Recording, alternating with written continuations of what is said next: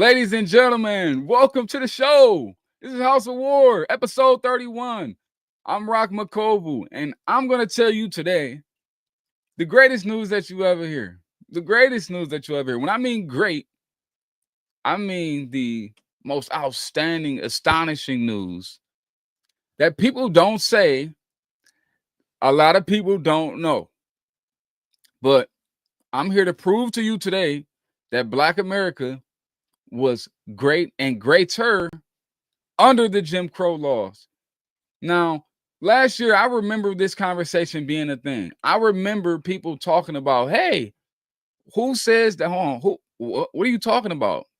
Byron Donalds mentioned that that during the Jim Crow laws, Black families were together and they were married and they were better. But he didn't say that the time was better for Black Americans. I'm here to say it, though. During Jim Crow, life was better for Black Americans. Yes, it was better. It was much better. It was way better, and I'm going to prove it to you. But before I prove it to you, I want you to hit the like button. Okay? I want you to hit the subscribe button if you aren't already subscribed to the House of War, because I'm here to prove to you today that Black America was better under the Jim Crow laws. Way better. It's not even close. Okay? It's not even close. Would I prefer to live under the Jim Crow laws? 100%. Not really. Nah, not me. Not me. Because I'm not a segregationist, right? You see, before then, back in those days, segregation was real. Segregation was a thing. Segregation was put into law.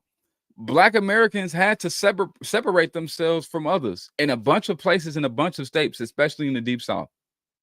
And I'm telling you, and I'm proving to you today why that was better for the Black Americans and why they thrived under it. People like to point out the darkness of Jim Crow, but they never point out the light. But I'm here to point out the light. Let's start it off. Okay. You're watching the House of War. Look, I'm ready to get after it, man. I want all of the smoke. I want all of the smoke. I want all of it, because at the end of the day, we got to tell the truth, okay? We got to say what actually happened. We got to talk about it. We have to talk about what actually happened, because nobody ever gets down to the nitty gritty of what actually happens under this, okay? But we're going to get into it. So we're talking about when Black America was great, right? And people always like to mention when Black America was thriving, when Black America was down, and during segregation or desegregation, Black America was just in a hole. But I'm here to prove to you today that Black America was actually way better when we were in this so-called hole, when racism was so terrible. Because I'm here to prove that we went from slavery to self-reliance. You see, because slavery was a bad thing. Yes, 100%. Slavery was terrible. Slavery was a bad thing that we went through. But we were able to bounce back away from slavery. We was able to bounce out of slavery and become a thriving nation, become a thriving culture. Yes, the Black Americans. And the Black Americans went from slavery to owning oil wells, owning our own businesses. And what segregation did was it put Black Americans in certain groups, in certain regions of the world, where they put them in a position to where they had to thrive on their own. You see, Black Americans had to thrive on their own. They had to do it solo dolo. They had to build on their own. No help, no handouts. Oh, the Black Americans, they didn't give us loans. They didn't give us grants. They wasn't helping us out. And that's what made us strong. That made us powerful. That made us the strongest, right? Right? When you're not getting help, when nobody's holding your hand, you have to figure out how to get it on your own. And specifically, I'm talking about Black Wall Street.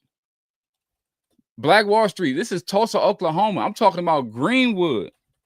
Greenwood was popping. Greenwood was the city. Greenwood kept everything kosher. Greenwood was clean. The stories was Christian. But before we get to Greenwood, we're going to talk about when slavery ended in 1865. You see, Black men and women and children walked off the plantations with no money, Black people walked off the plantations with no land, no government programs, just their hands, their faith, and their order. You see, they have been denied reading, writing, property ownership, right? But they weren't spiritually bankrupt. You see, when you walked off the plantation, these were people that just had Bibles in their hands. These people had families and generations that read the Bible, so they weren't spiritually bankrupt. They had carried with them the most powerful thing. They had a belief in God and a will to survive. So in the Deep South, many families, by clearing swamp lands with axes and plows, they started building homes out of timber. You get them their own sections, right? Now they're organizing small farms. Mutual aid societies begin to form. And the Grand United Order of Odd Fellows, Prince Hall Masons, people was coming together.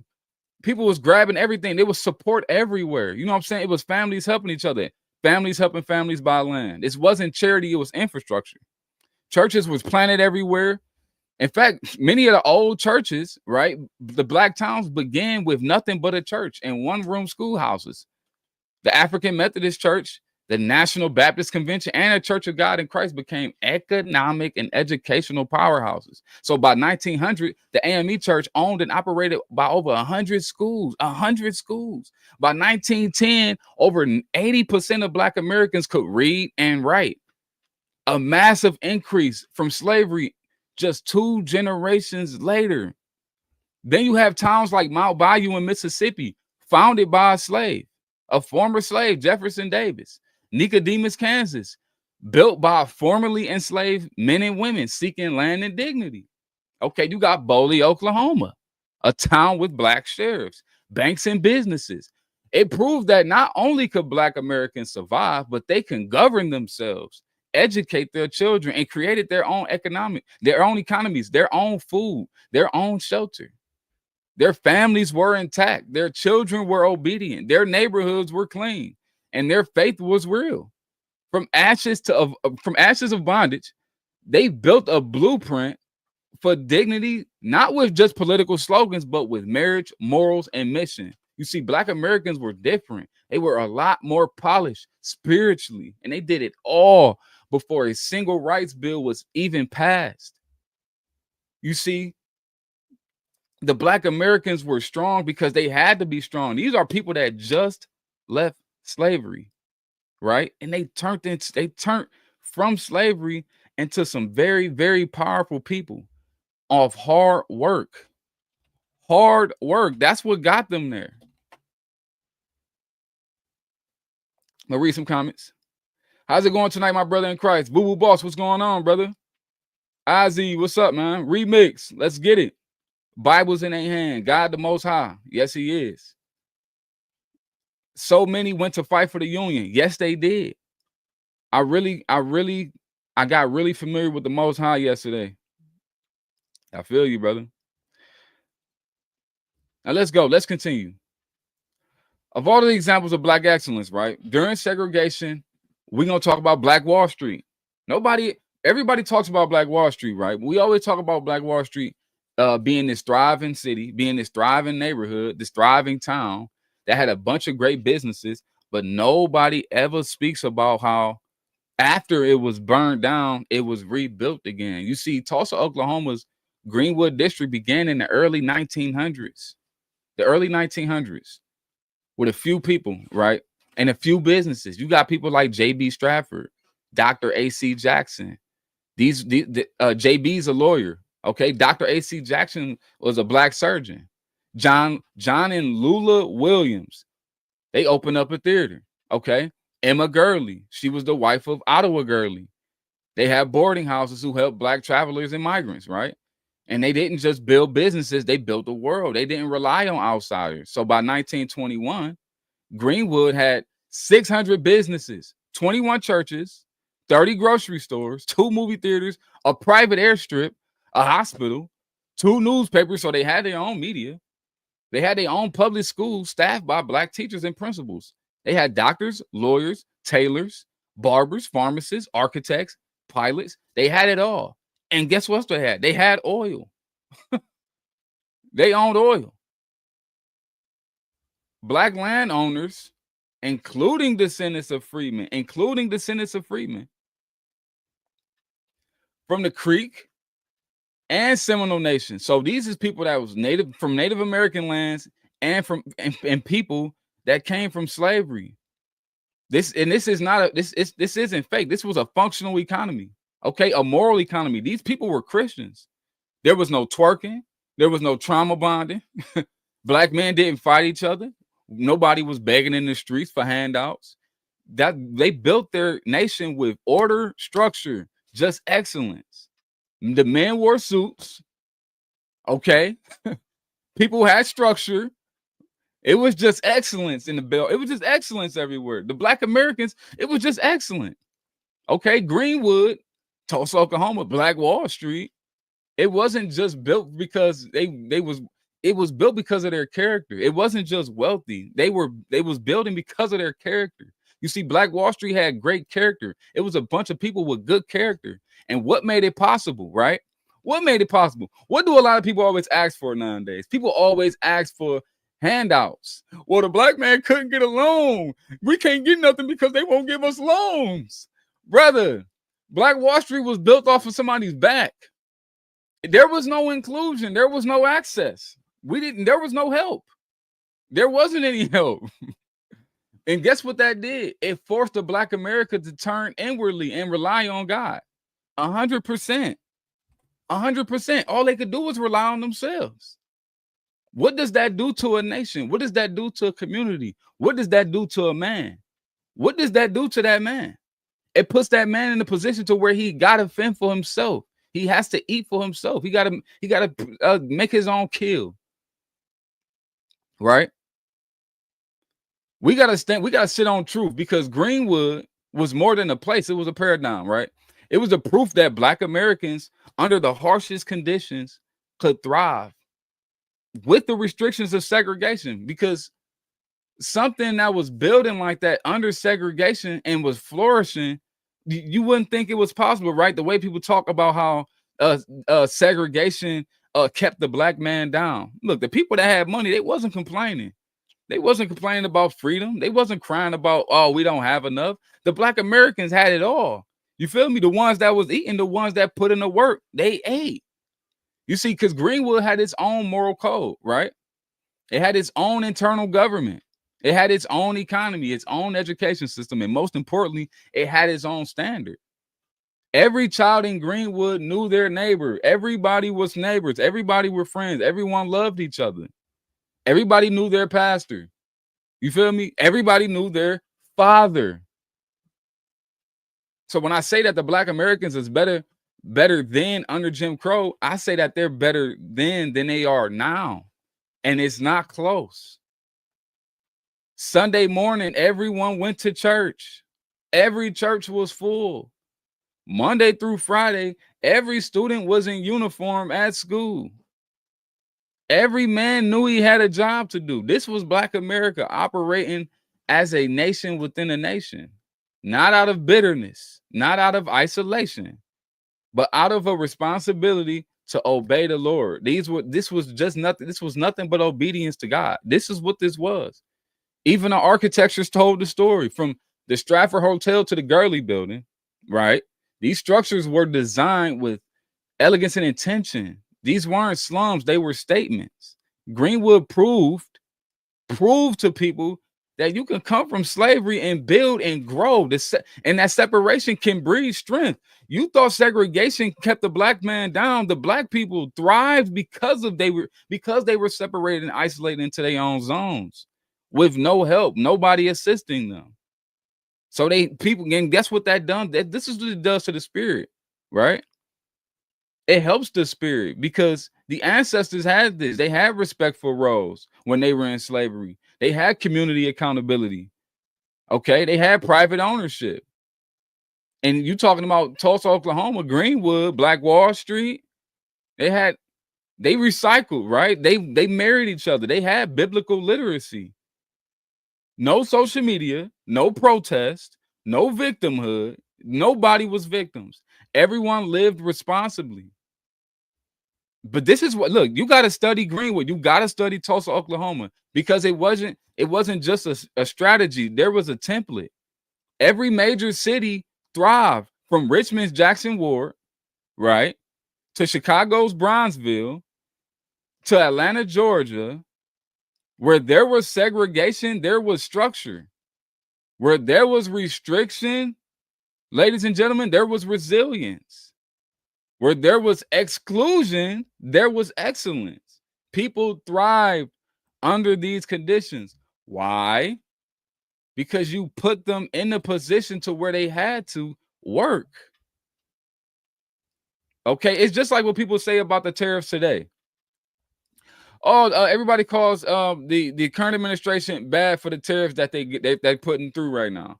But what those tariffs are going to do, it's going to push the man. It's going to push the man to work even harder than he has to now, because what we have to do is become independent. And this is what's going on.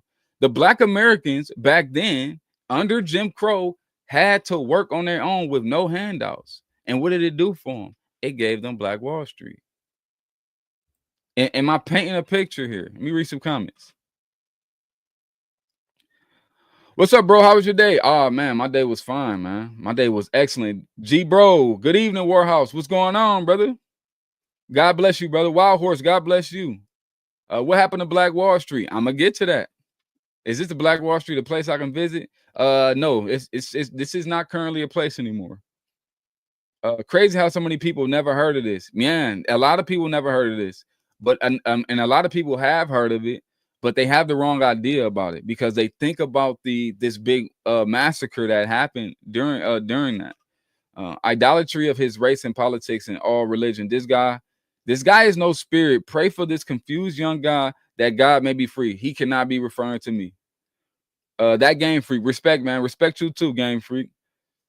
Tech support, possibly one of the dumbest statements to ever come out of someone's mouth. He's not talking about me, guys. I'm letting you know that now. Because if you're saying that the Black Americans that was independent and that could thrive on their own, that didn't need help, that didn't require handouts, that couldn't even get access to handouts, that had to build on their own and end up building their own communities on their own, if you're saying that's stupid, brother, I'm going to pray for you, because something wrong up here. Having your kids sold off at the drop of a hate. I don't know what he's talking about. Why call anything Titus? Dustin, what's going on, brother? What happened to Black Wall Street? I'm about to get to that. You mean it no longer exists? Nah, now the area exists, but you don't know why it doesn't exist anymore. And tech support, you can't be talking about me. You're silly if you think what I'm saying is false. Everything I'm saying right now, it only makes sense to people that have sense. So if it doesn't make sense to you, you need to tap in a little bit more. It's all about community, regardless of color. Yes, it is, boss. Can we have a consensual squabble? I don't fight. I'm a Christian. I'm a lover, brother, not a fighter. Communities live together. They thrive together. 100%, Felicia. Black people being better off under Jim Crow is a dumb statement. No, I'm not saying Black people are better off under Jim Crow. I'm saying Black people were better under Jim Crow. Were way better. Were stronger. Were more together. The numbers say so themselves. I'm not making this up. You don't understand Black America. I understand Black America. I know the problems Black America has. I know young Black American women abort their child more than everybody else.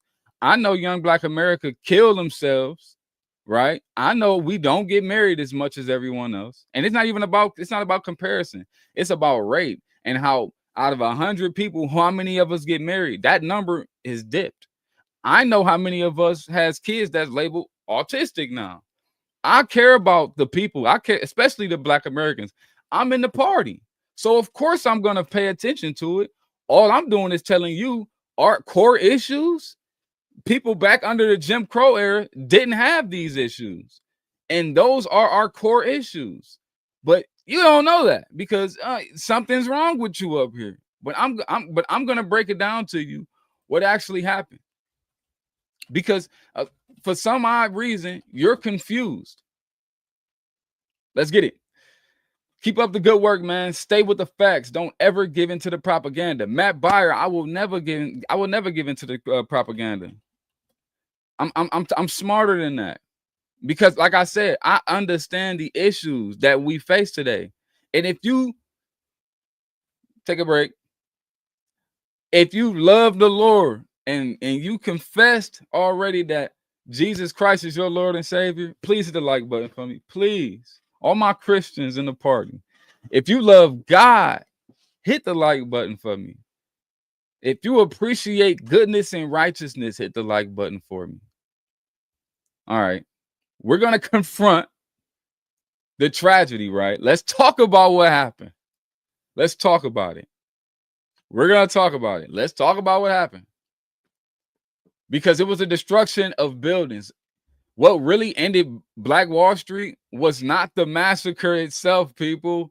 People think that that Black Wall Street ended when the massacre happened. It's not true.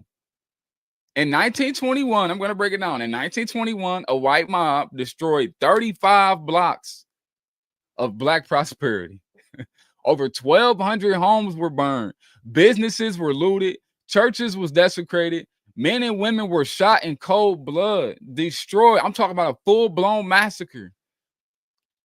But what you won't hear is that Greenwood was rebuilt. By 1925, the businesses were back. The communities was thriving again. The people didn't ask for reparations. You think people in Greenwood was asking for reparations? These people wasn't asking for reparations. You know why they weren't asking for reparations?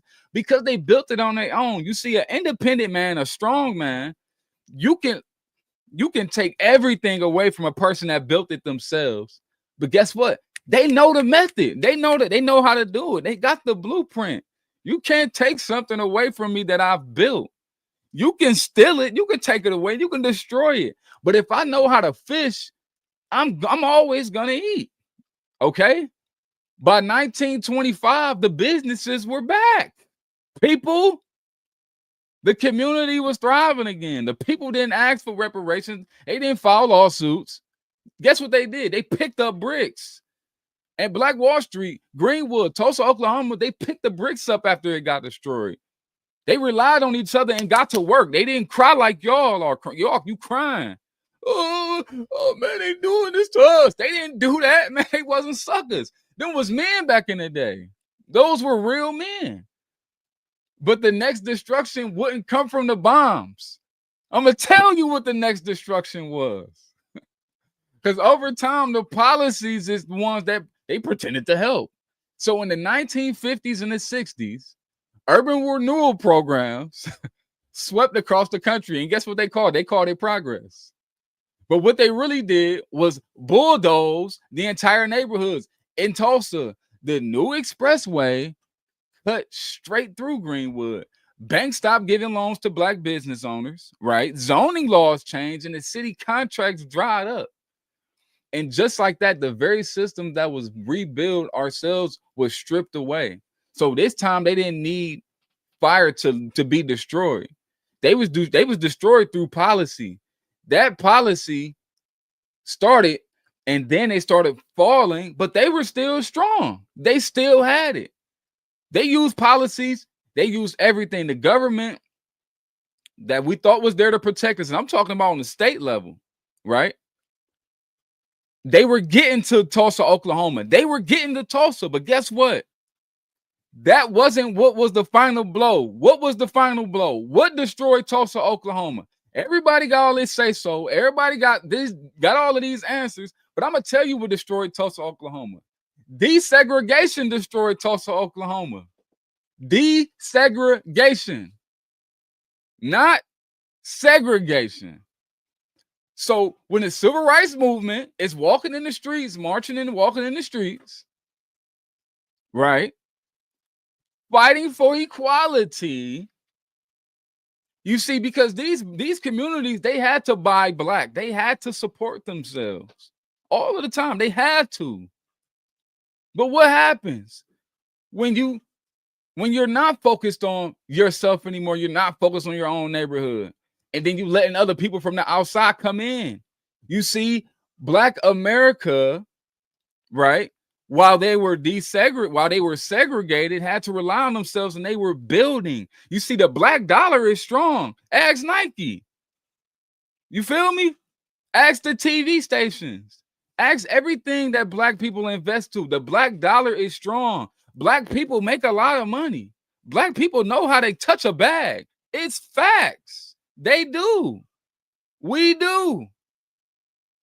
But once integration became law, the next generation of Black Americans were encouraged to leave the communities and seek opportunity elsewhere. Black schools, Black teachers, Black businesses, Black pastors. The message was this, because Martin Luther King instilled this message in y'all. If it's white, it's right. And we bought it. Civil rights movement taught y'all that the white people ice was colder, and you fell for it. Our ancestors fell for it. They did. So instead of strengthening what we had, we scattered. Oh, let me go over here and touch this white stuff. Oh, they letting this in the white neighborhoods now. Oh, we about to, oh, okay.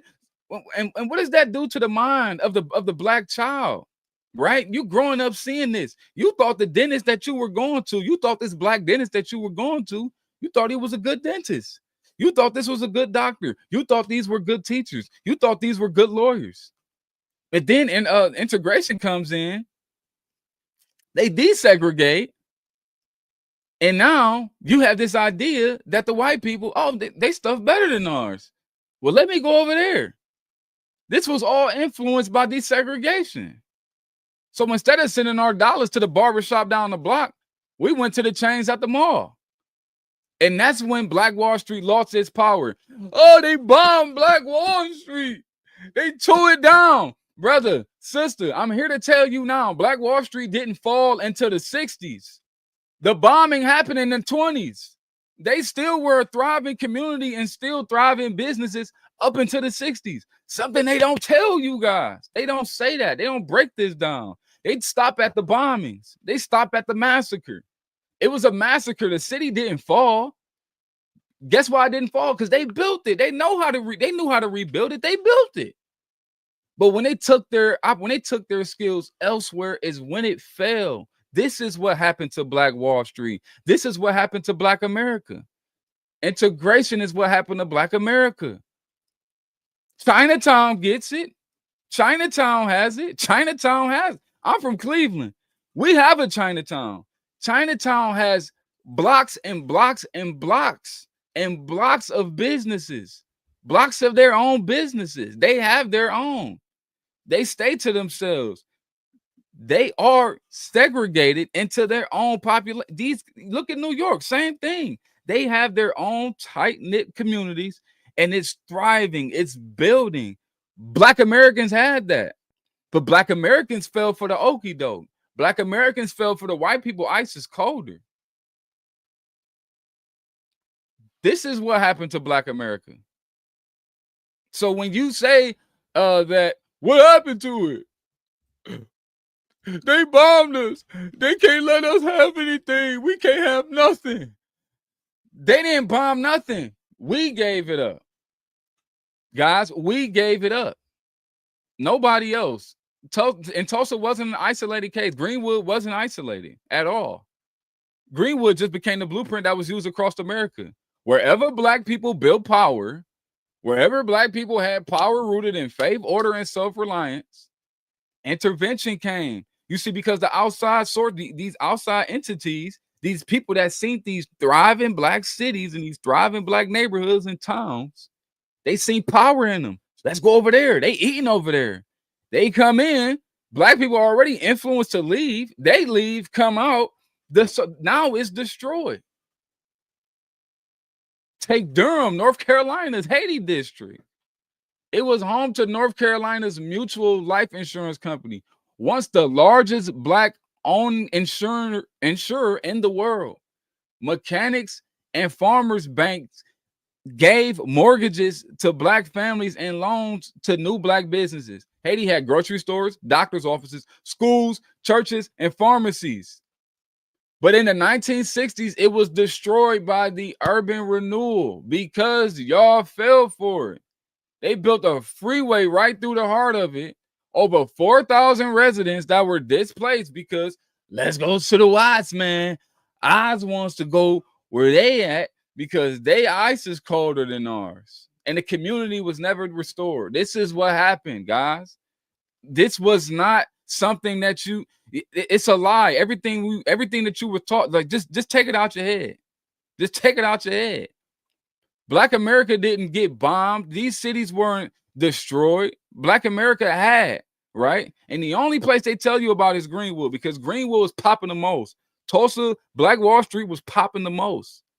But we lost it because we gave it up. It wasn't because it was bombed. Paradise. It was paradise. Then you had jazz clubs, black newspapers, tailors, entrepreneurs. It was black excellence rooted in the church, the communities, the neighborhoods. It was dignity. But once again, the urban renewal and freeway construction came, and the city labeled it as slum clearance. They cleared it all up, cleared it of black independence. Where black people thrived at, they gave access to these other entities to put freeways right through where they was popping at, and it chewed the city up.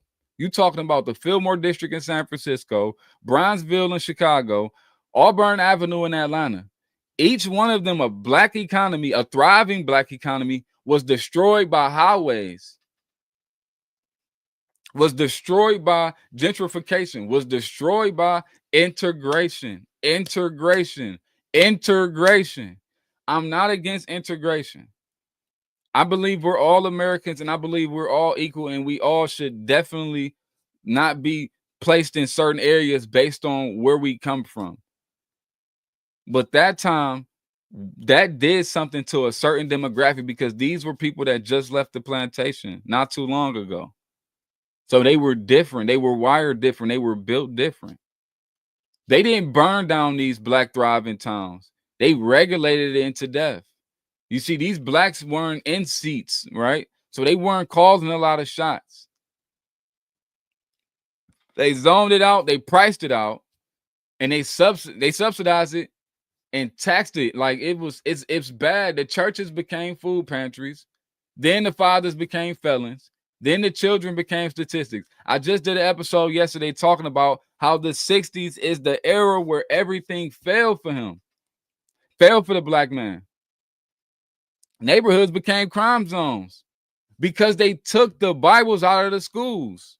These children stopped following the Lord. When you stop following God, anything could fail. I could hit you right where it hurt. We were better under segregation, not because the laws were righteous, but because we were forced to become righteous. We couldn't afford chaos. We chose order. We didn't rely on the state. We relied on scripture. And the proof is in one of these cities. The moment we integrated, we stopped insulating. The moment we chased access, right, we lost ownership. And that's not an opinion. That's a fact. We didn't rise because of civil rights, people. We didn't. We rose because of God-given responsibilities. Until we return to that, we'll keep losing ground. Let's get it. Now, what y'all in here talking about, man? Let's go. I want all this smoke, man. This is the house of war. Who in here talking reckless? This black guy needs to be deported. Sound crazy. Bradley Tompkins. I mean, he's totally right. People are afraid to say this because it's the truth. It really is the truth. No cap. You feel me? He's not totally right. He's saying some facts. Gregory Carter. I'm totally right.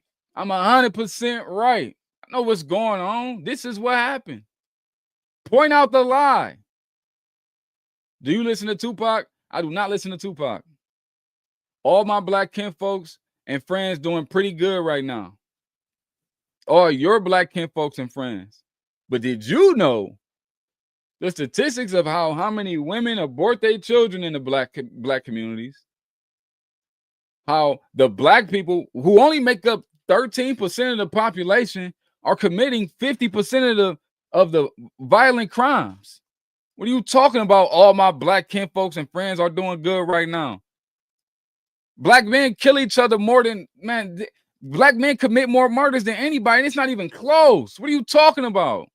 Where do you live? What are you saying? Are you paying attention? Look at these people. Look at the kids. Look at our women. Look at how our men behave. Look at the lack of two-parent households. Stop it. Back then, when they were segregated, they didn't have to go through this. You feel me? Am I tripping? My shoes tied. I know I ain't tripping. Let's go. Debo Brown. He needs to go back to his country of origin so his eyes can open for real. He ain't talking about me. I'm at exactly where I need to be. You feel me? In the great United States of America. In the great United States of America, where my family has been for hundreds of years.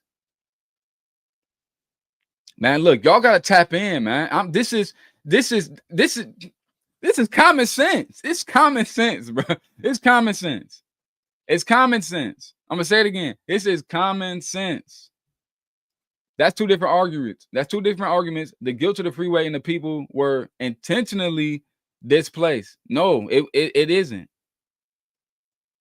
That's not two different arguments. Segregation sucks, but the idea that the Black American was held down by government assistance. 100% agree. We are our own demise. We destroyed ourselves. You are not from here. You got to go. He ain't talk about me. Why are American blacks more athletic than everyone else in the world? What are you talking about? You just said they built highways over these cities. I did say they built highways over these cities. 100%. They did build highways over these cities. Let's go, let's go, let's go. Even in small cities like my hometown, God bless America and our president, Donald J. Trump. Enough is enough. America first. Saw the title and got my burgers ready. What up, Skittle? These are just American economies, big dog. My boy, do not speak on Chicago. Bronzeville cannot be gentrified. Do not speak on Chicago. Brother. I can destroy Chicago right now. Right now, I can destroy Chicago. I rip Chicago apart. Not gonna lie, I think this can't be a clown show. It can't be. All I'm doing is on here speaking the facts. All I'm doing is telling you guys what happened to the Black Americans and why Black Americans fell. Why y'all thought the civil rights movement was giving the Black Americans some form of freedoms or some privileges that they didn't have. They actually lost everything that they was asking for. They thought they was getting something, but they lost what they was trying to get. They was asking for freedom and they lost freedom. They have freedom. They were free and they gave their freedoms away. Let's go. Black people never stop following God. Stop it. Tech support. What are you, bro? Where is you from? Hop off the live, bro. You sound like a child. You don't know squat. You don't know nothing you talking about. Just shut up, bro. Just shut up. You don't know nothing you talking about. Feel me? Black Democrats need to come out of the Democratic plantation. Boy, they in it real deep. They in it real deep. And it's all because of their hatred of the past. They hate their situations. They still on the plantation. Bad. Should black people be under chains again? Yeah, you can make a good argument that black people need to be put back under some form of, they need to cut some of the freedoms away, 100%. When you give a man too much freedom, he'll bring himself to chaos if he's not following the Lord. This is why prison is such a good thing for men when they rehabilitate them correctly.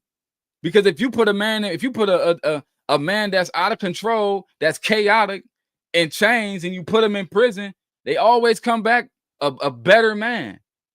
100%. So yeah, black people do need some form of change because they're too reckless. Too reckless. Very reckless. This not me. Self-hate. Y'all niggas are fried. Fried. I'm not lying. Everybody know this. Everybody knows that the black Americans are fried, and we weren't always like this.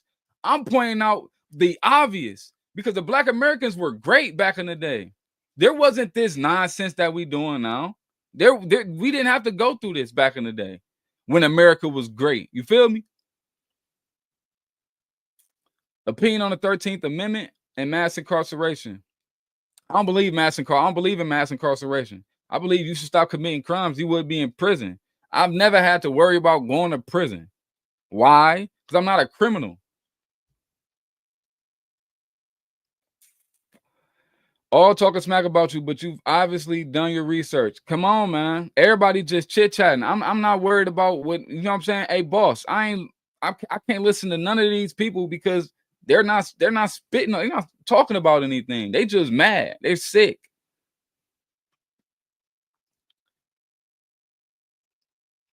All right, let's go. I'm let me scroll down because I'm all the way at the top. I'm all the way at the top. Dang. Stop talking down on your own people. Y'all not my people. My people are Christians. My people are good people. My people are righteous people, no matter what color you are. So don't call anybody my people because they look similar to me. 100% not. Don't do that. I don't belong to anybody by race. There is no such thing as race. So I don't have a people. My people are the people that have a similar heart as me, that stand on the same values as me. Not because we both of African descent. So no, don't say, "Oh, my people." You talking about your people? No, I'm telling you the real. And that these descendants of slaves have been bamboozled, led astray, and run amok, and now they sagging their pants and shooting each other, and they beating their women, and they women aborting the children. What are you talking about? Goofy. When were black men great? During this time, I'm talking about now, during segregation. Why they had to fend for themselves, when they had to grind, that's when. And it's not a secret. That's why I stopped dating black guys. No shade. I've always had some drama and fights. This is who the black Americans have become. They become evil, violent people at a large rate, and not all, but most of them. Most of them are like this. This brother likes segregated America. No, I like the behavior and the spirit under the black people that was under segregation. 100%. 100%. I'm one of many. I'm one of many because I tell the truth. Most people are liars. I'm a truther. I'm expecting most people. It's 192 people in here. I'm expecting most people in here at like 80% to disagree with me. Why? Because most people are liars. Most people don't like honesty. Most people don't like the truth. He wants to be white so bad. Brother, lost. Y'all are lost. Foolishness. It's foolishness. Silver Mug, okay, but what if the cops stopped you more and eyed you more because of your skin color? That's not real. Don't let people lie to you. That's not a thing. Cops don't just stop you because you're black. Dude, cops will stop you if you look and behaving like somebody that's obviously up to something. The only issue is black people always committing crimes. So now I gotta wear this costume that look like a criminal now. And unless I got a suit on and look presentable, it's gonna look like I'm up to something because it's always a black man that don't look presentable that's up to something. It's at a high clip. That's not a secret. Everybody knows this. Y'all just playing crazy. Why do you like Trump? I do not like Trump. Is there white privilege in America? No, there isn't white privilege in America. But guess what? If there is white privilege, they earned it. They not out here shooting and killing each other. Come on. Not like these niggas. What are y'all talking about? Black people don't claim you anyway. Y'all, it's fraud. Black people don't claim you anyway. Man, shut up, man. Y'all lame, dumb. Nobody called me a liar yet. Can anybody point out a lie? You can't. I'm not lying. You can call me Coon, Uncle Tom, Uncle Ruckus. You can call me Sambo, but you cannot call me a liar. You can't call me a liar. Young black men wear ski masks on the regular. What are we talking about? These niggas walking around with a mask on their face now. Am I tripping? These niggas is walking around with masks. Ski masks covered up. And it's not because they criminals. It's a fashion statement to look like a thug. Is that not odd to you guys? Is that not strange? That's strange. That's weird. Why are the women naked, half naked outside, and why do the men sag their pants and show their underwear, put tattoos on their face, and put on masks? That's strange. If that was your child, what would you say? What would you think if that was your children? You see, because I look at every man how I view myself. I have empathy. I put myself in other people's shoes all the time, man or woman. And I evaluate. I look and see what's going on with them. Why is he walking out here with a mask on? In the middle of the street, it's hot as hell outside. I'm at a prime lineup the other day in a regular neighborhood, and this guy had a young black man, had to be 16 years old, walking down the street with a hoodie on, with a freaking ski mask on, and 85-degree weather. That's not odd to y'all?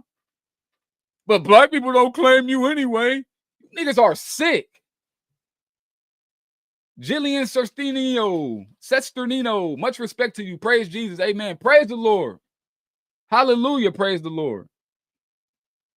He's not my people. He's one of those black people. Yeah, I'm a black person. I'm not a nigga. Put it like that. How about that? Do you think this opportunity to provide support to educate for jobs to black population is something one side is better at? To give blacks opportunity?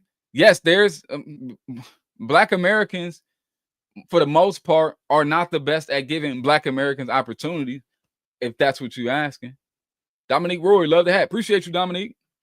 We all the same. It's like high school in different groups. G bro, amen, brother. Let's go. Man, come on, man. Y'all gotta lock in, brother. I still have yet to see the liar thing. Can anybody point out anything I've lied about yet? Am I lying about anything I'm saying? That's what I want to be called out on. It's the house of war. This is the war for truth. This the slogan. The slogan is the war for truth. Call me a liar. This is what I want to discuss. I want to discuss if I'm lying or not. If there are lies coming out of his mouth. It isn't. This is a good black man. Appreciate you, brother. I done slipped and slid all the way to the bottom. Ninja said white people don't kill white people. They don't. Not like blacks. You can't even look at it. These men so sensitive. And I was gonna say young black men. It ain't even young black men anymore. It used to be young black men. These older dudes doing it too. Raised by their mamas, suckers. Raised by their mamas, weak. Dad's weak too. Weak fathers create weak men too. You can have a present father. If he was raised by his mama, that's his weakness can still hit his son. 100%. 100%. But y'all suckers and y'all afraid. Y'all scary. And then you hate yourself. So when you see yourself, it's beef. When you see a black man, because when you walk through the hood with a suit on, ain't nobody bothering you. But if you walk through the hood and you dress like the other thugs that's in the hood, they coming after you. You know how I know that? Because I was one of them.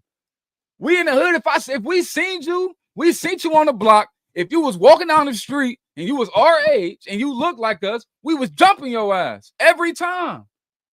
We beat a dude up because he was gay once. I'm talking about this dude walking out. We just assumed he was gay. He was walking with 2 girls. It's like 12 of us. We see a dude walking down the street, little black kid. He's our age. He about 15 years old. We see him walking with 2 girls. We see him switching. We hear his voice. Bruh, you gay? No, he like, no, I'm not gay. No, I'm not gay. Well, step out in the street. We beat his ass. We jumped him. This is the behaviors that we've created. This is what happens when we fail. I'm not lying. I'm telling the truth. I'm standing on business. I'm not making this up. I know what's going on. I'm not an idiot. I'm not dumb. I'm not stupid. I'm not confused. I'm not a liar either. What are you talking about? Larry NG, he's kind of telling the truth. I am telling the truth. It's just weird that you seeing a black man say it. If I was white, you wouldn't go for it. Oh, he's racist. Oh, he's racist. Oh, he's a bigot. Stop it. You can't call me a bigot. I'm telling you the truth. I'm telling you what your father should have told your ass. You hear me? I'm telling you what your daddy should have told you if he was present and he stood on the truth. You hear me? Y'all are lying to yourselves if you claiming that black people are these decent folks. Hell no. Not even close. Not in America. Not even close. No, we don't claim you. You think I want you crazy niggas claiming me? Y'all, I don't want you claiming me. I want Christians, good people claiming me. I want people that know I'm telling the truth claiming me. I don't care what color you are. I want real black people claiming me. Not you crazy, psychopathic, self-denying, self-hating, woman-beating, criminal ass niggas. I don't want y'all claiming me because y'all can't even admit that we were better before. Y'all can't even admit that when we're married, we're a better community. When we are living in 2-parent households, not beating on our women, taking care of our daughters, making sure our kids not having sex out of wedlock. When we're like that, it's a problem. When we're standing on biblical principles, I don't like that. I don't want to do that because y'all living in y'all flesh too hard. It's baboon energy. You feel me? It's jungle bunny energy. This is what y'all on. But y'all worry, and y'all only reason y'all upset is because you prioritize your feelings over the objective truth. You see, what I'm doing is telling you the objective truth. I'm telling you the truth. You're mad and you're prioritizing your feelings before you try to get to the bottom of what I'm saying. What I'm telling you is the truth, though. I'm standing on the truth, but since you're hurt about it, you don't like me at all. We don't claim you because you hurt my feelings. And I, as a nigga, grow up, lock in. A bunch of people raised by their mamas. No heart, no strength, no resistance, no manhood, straight victims. What are you talking about?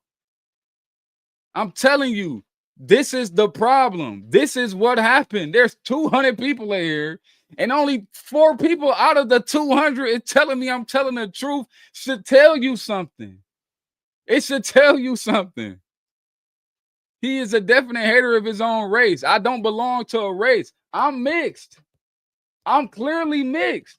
That's another thing. Y'all lie to your own eyes. Do I look like a full-blown African?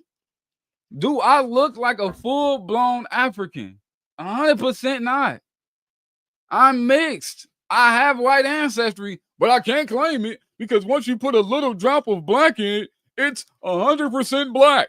Like, I'm going to denounce my great-grandfather who was a white man because it's a little bit of black. As soon as you put a drop of black in it, it's 100% nigga. Come on, man. You niggas are retarded, bro. It's like it's mental retardation at this point. It's mental retardation. But I want to be white. Man, you niggas are crazy. You're lying to yourselves.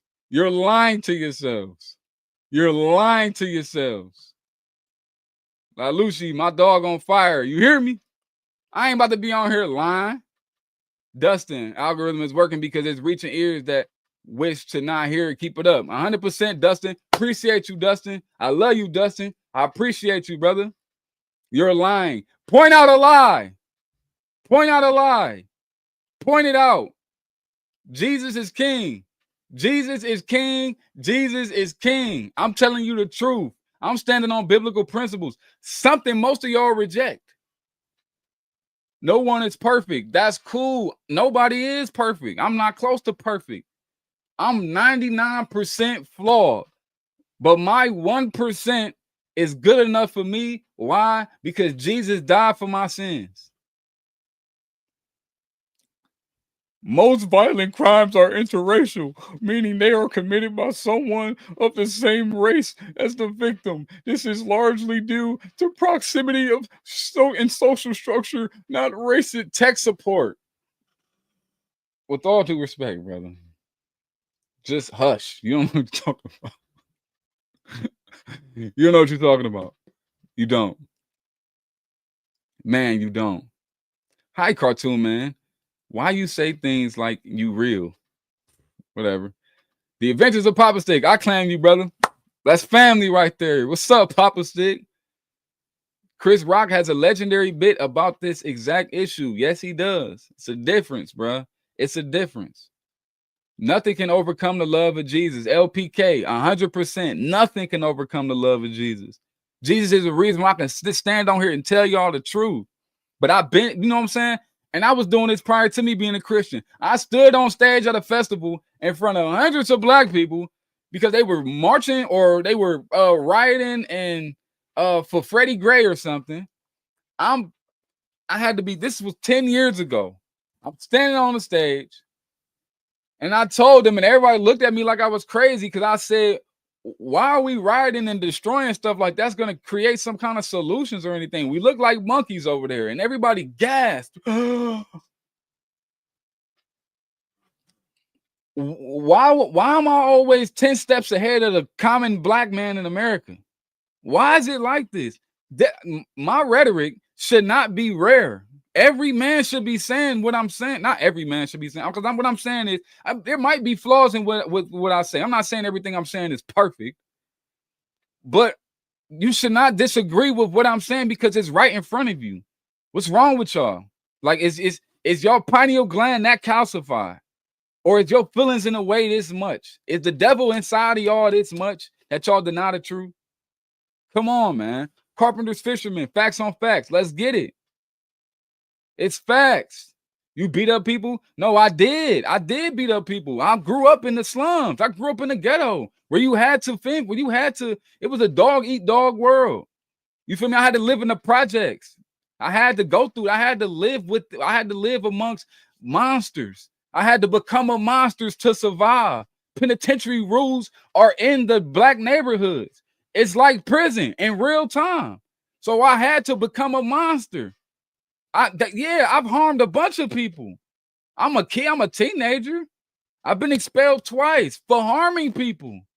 I had to be a bully because I'm a light-skinned dude. You feel me? I'm not the tallest guy. I'm only 6 feet. I'm not the biggest guy. I'm a skinny kid. I'm a skinny 6-foot kid. You feel me? That looked like lunch to the average dude in the ghetto. That's lunch. So I had to lock in and say, hold on, man, y'all ain't about to, that ain't going. It ain't going with me. I had to become a monster so I could survive, so people could leave me alone. It was a front. I was actually afraid. I was fearful. I was scared.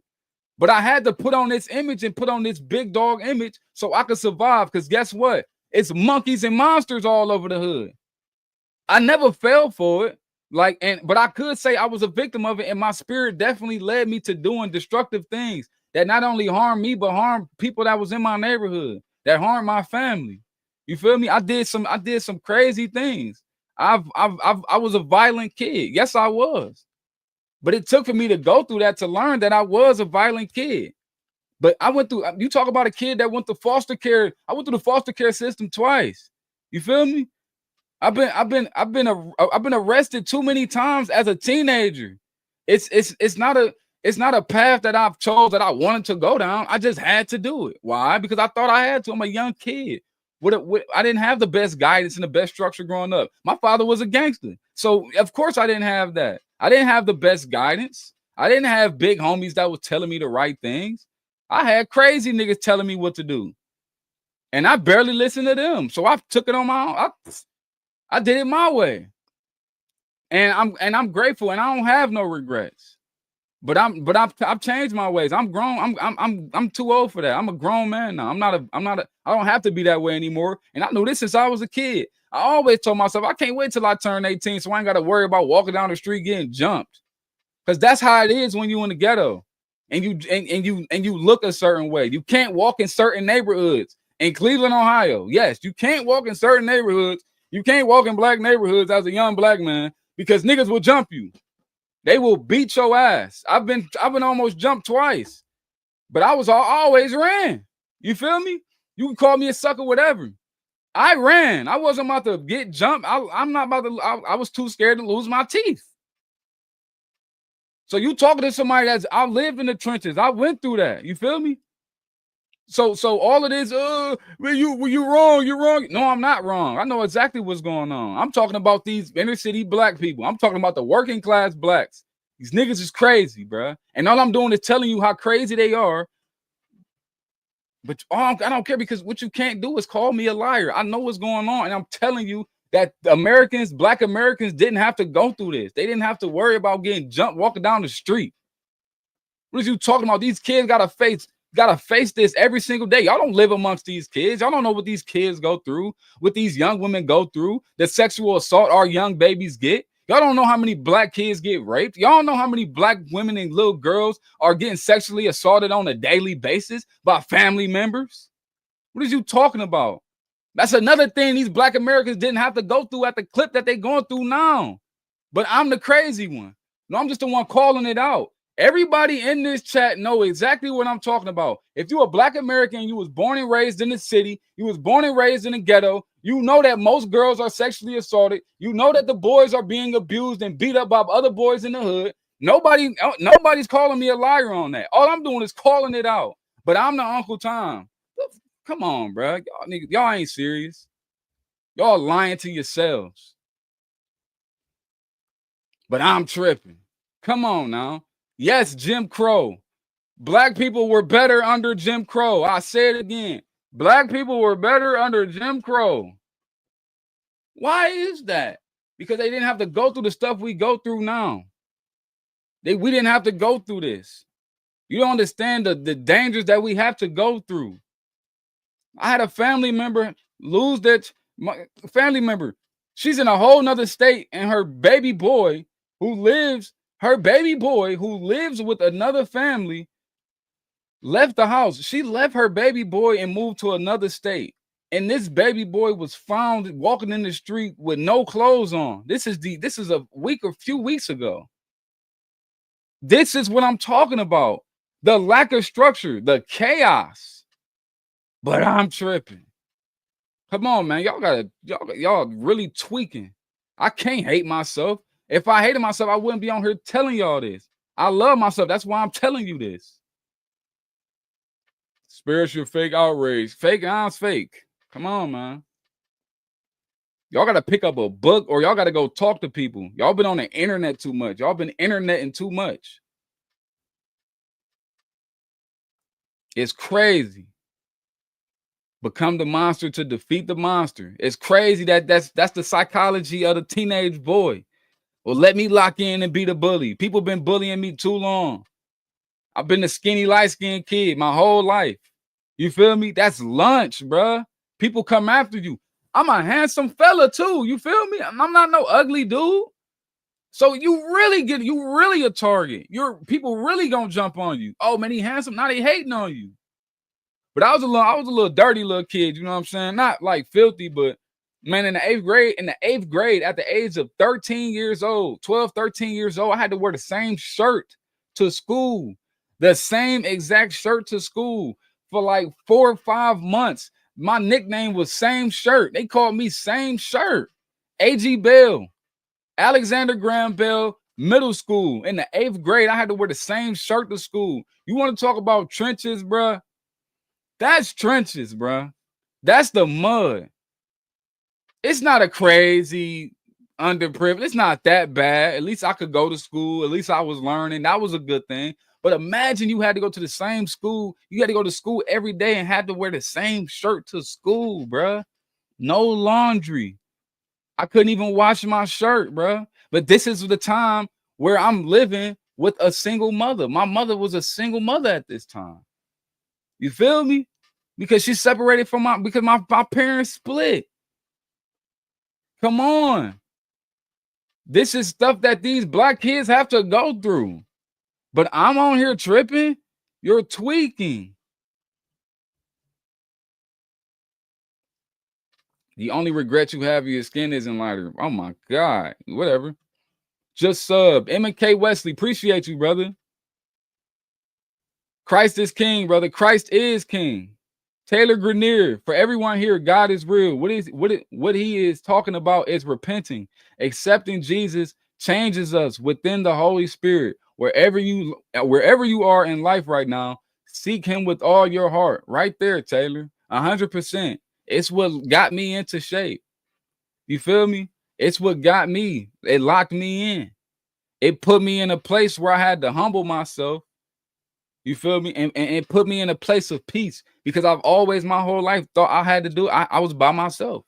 I had to handle my own issues. And that puts a lot of pressure on a person that grew up in the conditions that I grew up in. You like, damn, there's nobody coming to save me. There's nobody coming to help me. I'm out here by myself. I got to go through this alone. Man, if you find out you don't have to go through it alone, you can go through anything, everything with a smile on your face. Come on. Okay, that's cool and all, but what are we going to do about these YNs? We got to turn them towards the Father, man. We got to get these YNs in these churches. We got to tell them the word. We got to put the gospel on them. We got to make the gospel a trend. We got to make it popular for them so they can turn to it. I've seen it happen. You feel me? I'm a media guy in Northeast Ohio. You know what I'm saying? A lot of kids seen my transformation into Christ. And I've seen a wave of young kids turning to Christ. I'm telling you, put these kids on, they'll learn. They listen, they're watching. But what they're doing, excuse me, is they're watching foolishness. They're watching clowns. And these clowns are influencing them to do clown stuff.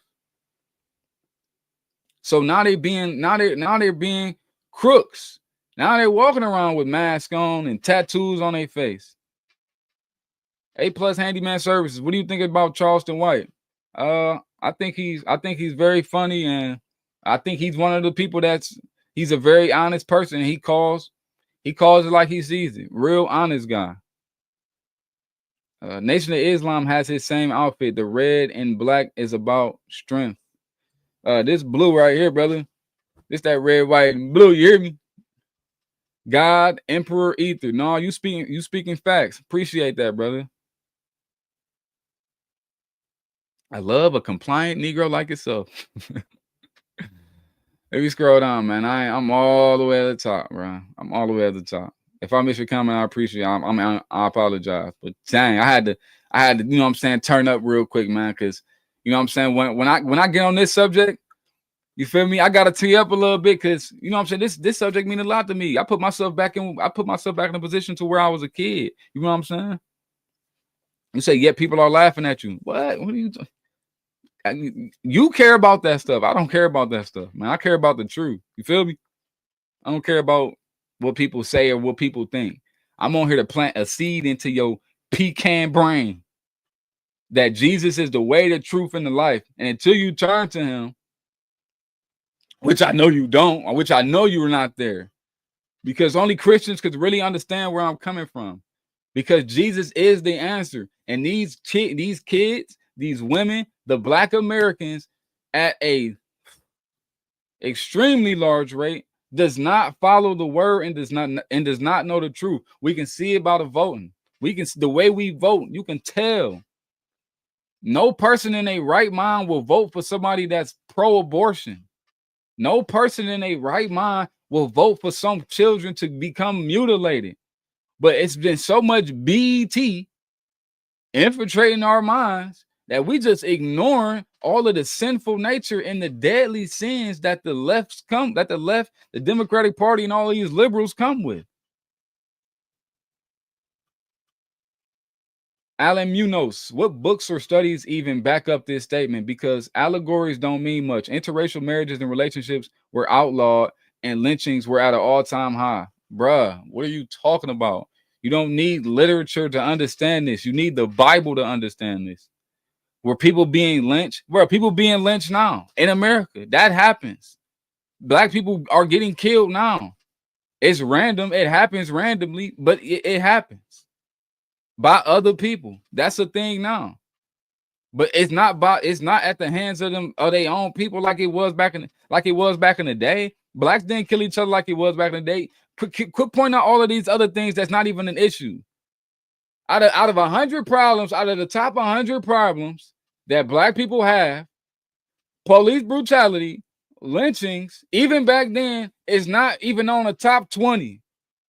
So shut up if you're not even a black American talking about lynchings and interracial marriages. The black man couldn't marry white women, so his life was harder. What are you talking about? That's stupid. That's goofy. Well, they didn't let the blacks marry other people. What the difference do it make? What is that? Like that's nonsense. Think with your head, brother. Out of all of the black issues, you think interracial marriages is a problem? You think lynchings were a problem? That's not even close to that. Yeah, it happened and it's sad. It's a bad thing. Nobody should be lynched. But it was not so common that it was an actual issue that people had to lock in on. It was I don't care if it was 50 lynchings a year. That still don't compare to little girls being abused, little boys being abused. Look at our kids. Look at what the LGBT community is influencing and making our children do. I'm at these black schools all of the time. I see these kids. There's sixth graders dressing like girls. What are you talking about? You talking about some lynchings? Cut it out. Let's go. I've been here many times before this time. I'm really passing away. You going to the afterlife? You going upstairs? You going to the upper room? That's good, brother. Let's go. I'm gonna scroll up. Looks like you support a cult over Christ. That's what you think, Carpe Diem. But I don't. No one is the color black. No, it isn't. More and more waking up. Yes, it is, Dustin. Yes, it is. Them blacks ain't gonna listen. It's hard for them to listen because their feelings are in it and they're being hurt. Their hearts are being attacked, so they're mad. Their demon is getting hit. I want you to feel me. I want you to hear me, Satan. The blacks are in chaos right now, and only Jesus can save them. Jesus saves. But black people have turned away from the Lord so bad that they like living in sin. Like they have pride in their sin. It's terrible. It's horrible. It's bad. I hate seeing it. I'm here to tell you, black man, your mother was wrong. My mother was wrong about what? Bro, it's the same in all culture, just looks different. Regardless, they hijacking all of the fertile ground. Parabolic curvature. The first forms of writing came about 2,000 years before anyone started writing the Bible. If the Judeo-Christian God was the one true God, why don't we see his word before then? Sir, there's no Judeo-Christian nothing. There's no such thing as Judeo-Christian.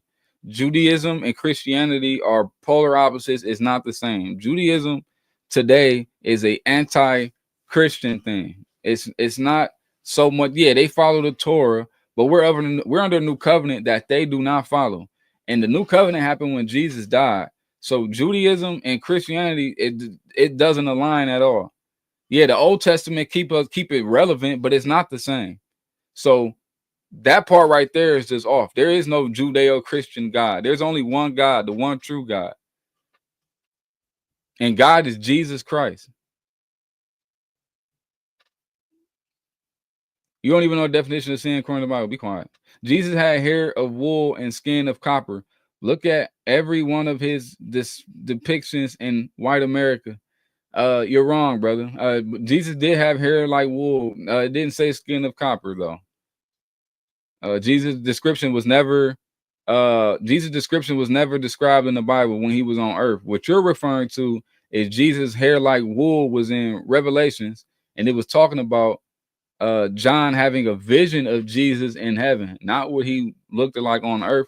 The Bible never described what Jesus' physical appearance looked like on earth. The only thing it said about his physical appearance on earth was that he was a humble guy. He didn't look special. He just looked like an average guy. That's the only thing it ever said. The Bible does not describe Jesus' physical description. The real Mr. Neil. I think you saw my earlier messages about moderating for you. I'm happy to help if you're up for it. Your chat is pretty wild, bro. Bruh, I'm down for freedom of speech. I mean, Mr. The real Mr. Neil, I appreciate that, bro. I love for you to do that, but I don't care about what these people saying. Like this stuff doesn't bother me. Like these people don't know me. I don't. These people don't know me from a can of paint, and their comments doesn't bother me because it's just words and people on the internet. I've been through enough to not care about what people say. Only thing is, it is kind of like I want to get into the real comments. I do want to respond to people that actually want to dialogue and have an actual exchange when talking about something based on the subject. But yeah, there's a lot of silliness in here, and it's a bunch of people complaining, whatever. But yeah. I'll definitely love to do that. Appreciate that, brother. I'm gonna lock you in. All right, the real Mr. Neil. Because old black people don't say that. You don't need the Bible. You need human rights. The Age of Enlightenment, 1789. Jeff, no, you don't. You need the Bible. We all need the Bible. The Bible is literature. The Bible is the truth. He's mad at the world. No, I love the world. I just need Black Americans to love the world again. I need Black Americans to appreciate the world again. I need the Black Americans to appreciate their country again. I need Black Americans to love their country again. I need Black Americans to know that America is great.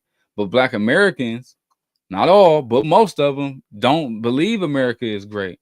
Black Americans look at America, and when I say Black Americans, I'm talking about the descendants of slaves. They look at America like America is a bad thing, and that is wrong, and that it sucks to be here, and that they're oppressed, when it's not like that at all. You're the most privileged person of African descent in the entire globe, in the entire world. In the world, there's running water in your sink. You can hit 3 numbers on your phone. The police will pull up and help your Black ass. You can hit 3 numbers on the phone. The fireman will come help you. The ambulance will come pick you up. You can have you got hospitals here, schools here. You have access to religion. You have freedom of religion, freedom of the press. The Bill of Rights is the best thing that could have happened to you. The right to bear arms. I'm from Ohio. We used to have to have a license to carry. We won't even have that anymore. I could walk around with an AR-15 if I wanted to. No other country is like this. None. It's not like this anywhere.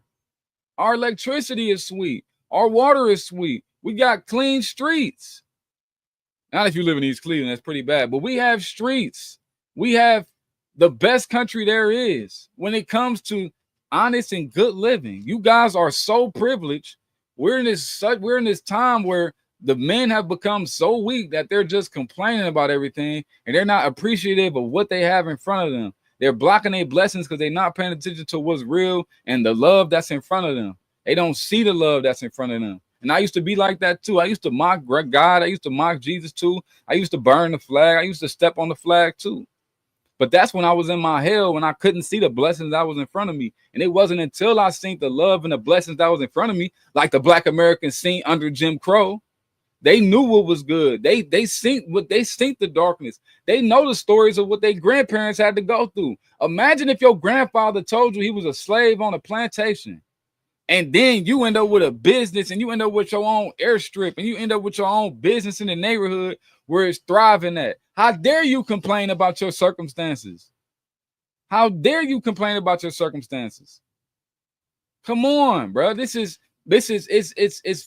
foolishness to complain about being in America. Like being an American is a beautiful thing. But Black Americans don't know that because they weren't taught that America is beautiful.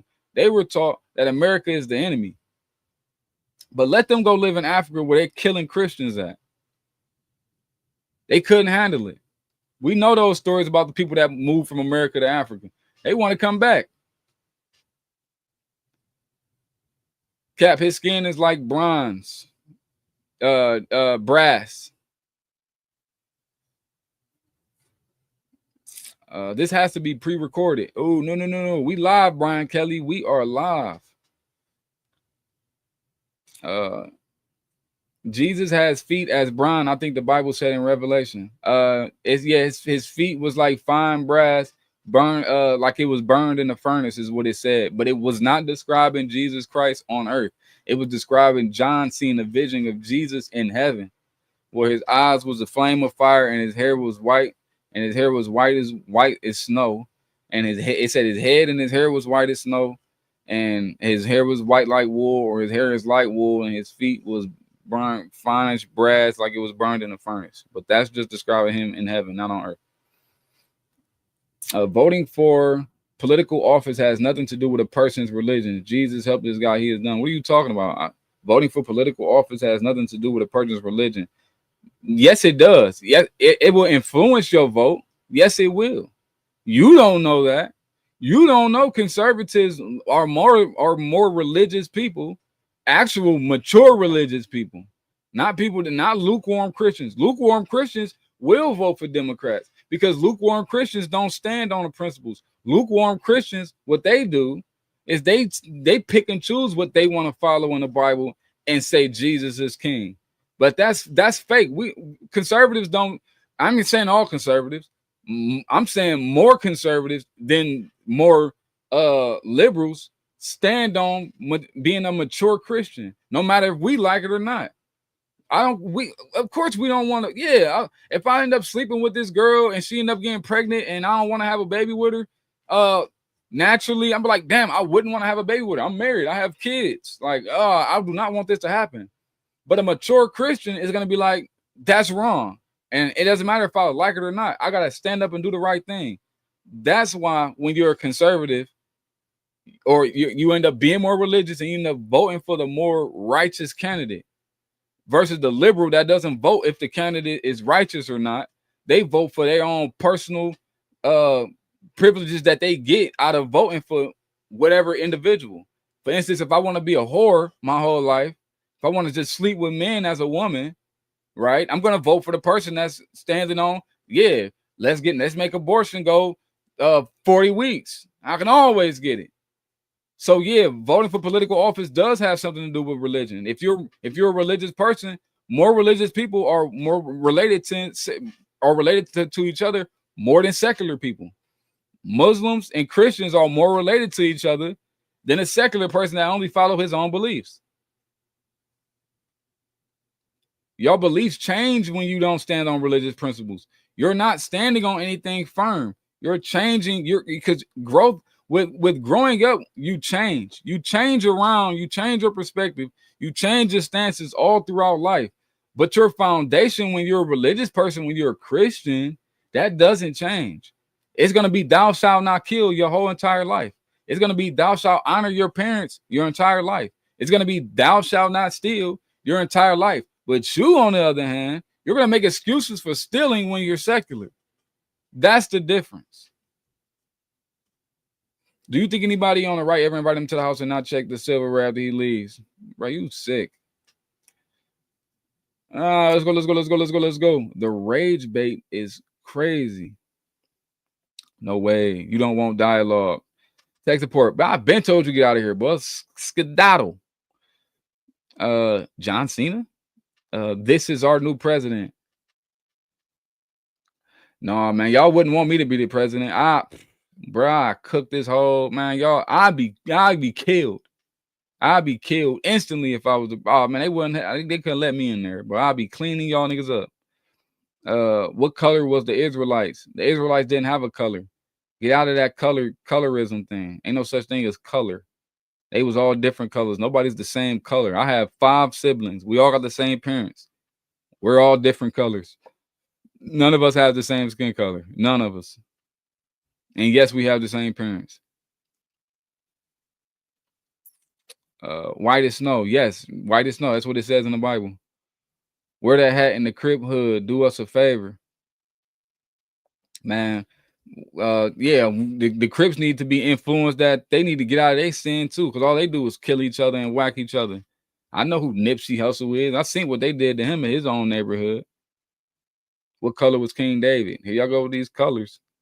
Black people need to live them ghettos and thrive somewhere else. Oh, leave the ghettos and thrive elsewhere. Man, black people are thriving people. It's the niggas that make black people look like they fried.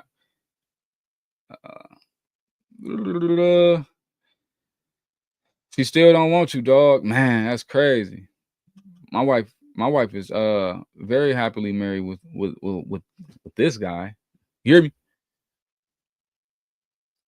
Here y'all go with these colors, man. Come on, man. Jesus ain't no color, bro. Up out here, skedaddle. Black people need to stay married and love their family. That's it. 100%. 100%. Bro, I hope this dude doesn't like the Jews. I'll be mildly disappointed. Well, first of all, JDM, I am a Jew. You feel me? Because what makes you a Jew is your faith that Jesus is your Lord and Savior.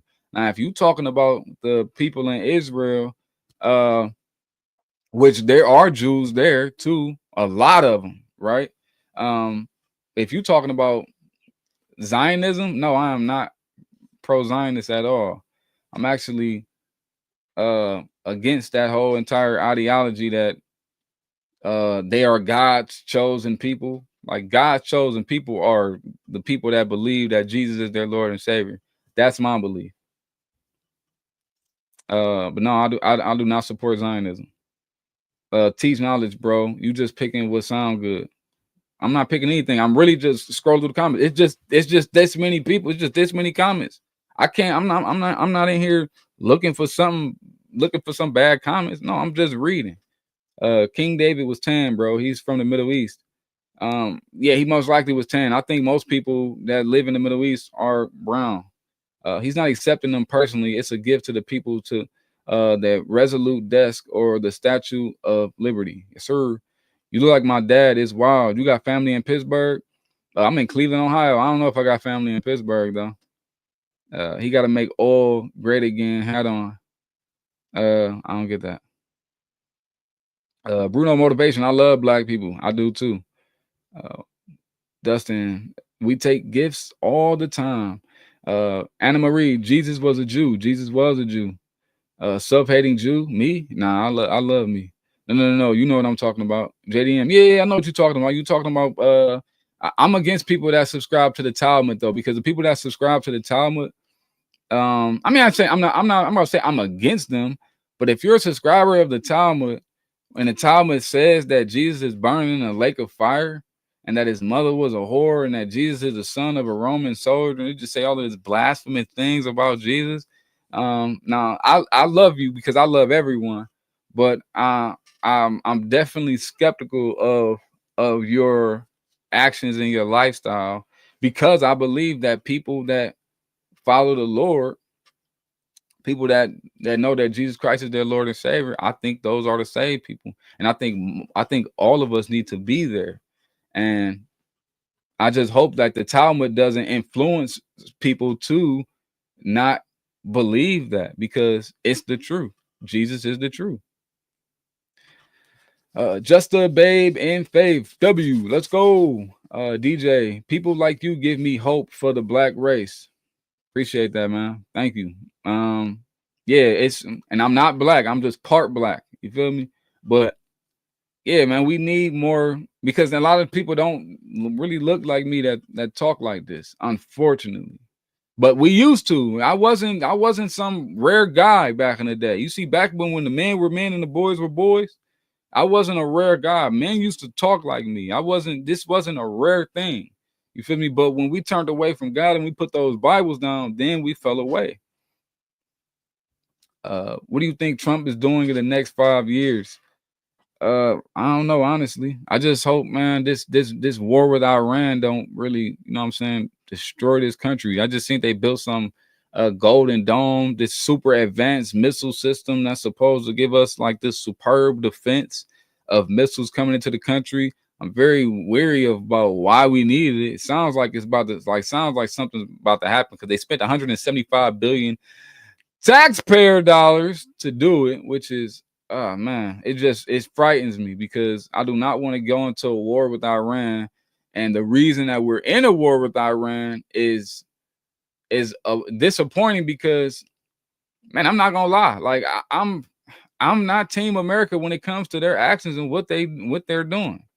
It's a very sad thing that we're pretty much being like a weapon, and man, it's just pretty messed up. Like I don't like the actions of, and then Trump talked about, so oh man, the only thing they can't do is build a nuclear missile. If they don't build a nuclear missile, and I don't like that. That's just corny. But hey, I'm Team America all day. But when it comes to their actions and what the Trump administration is doing with the military, I'm not feeling it. The Adventures of Papa Stick. Jesus flipped the Jewish table, and the Jewish had the Romans kill him.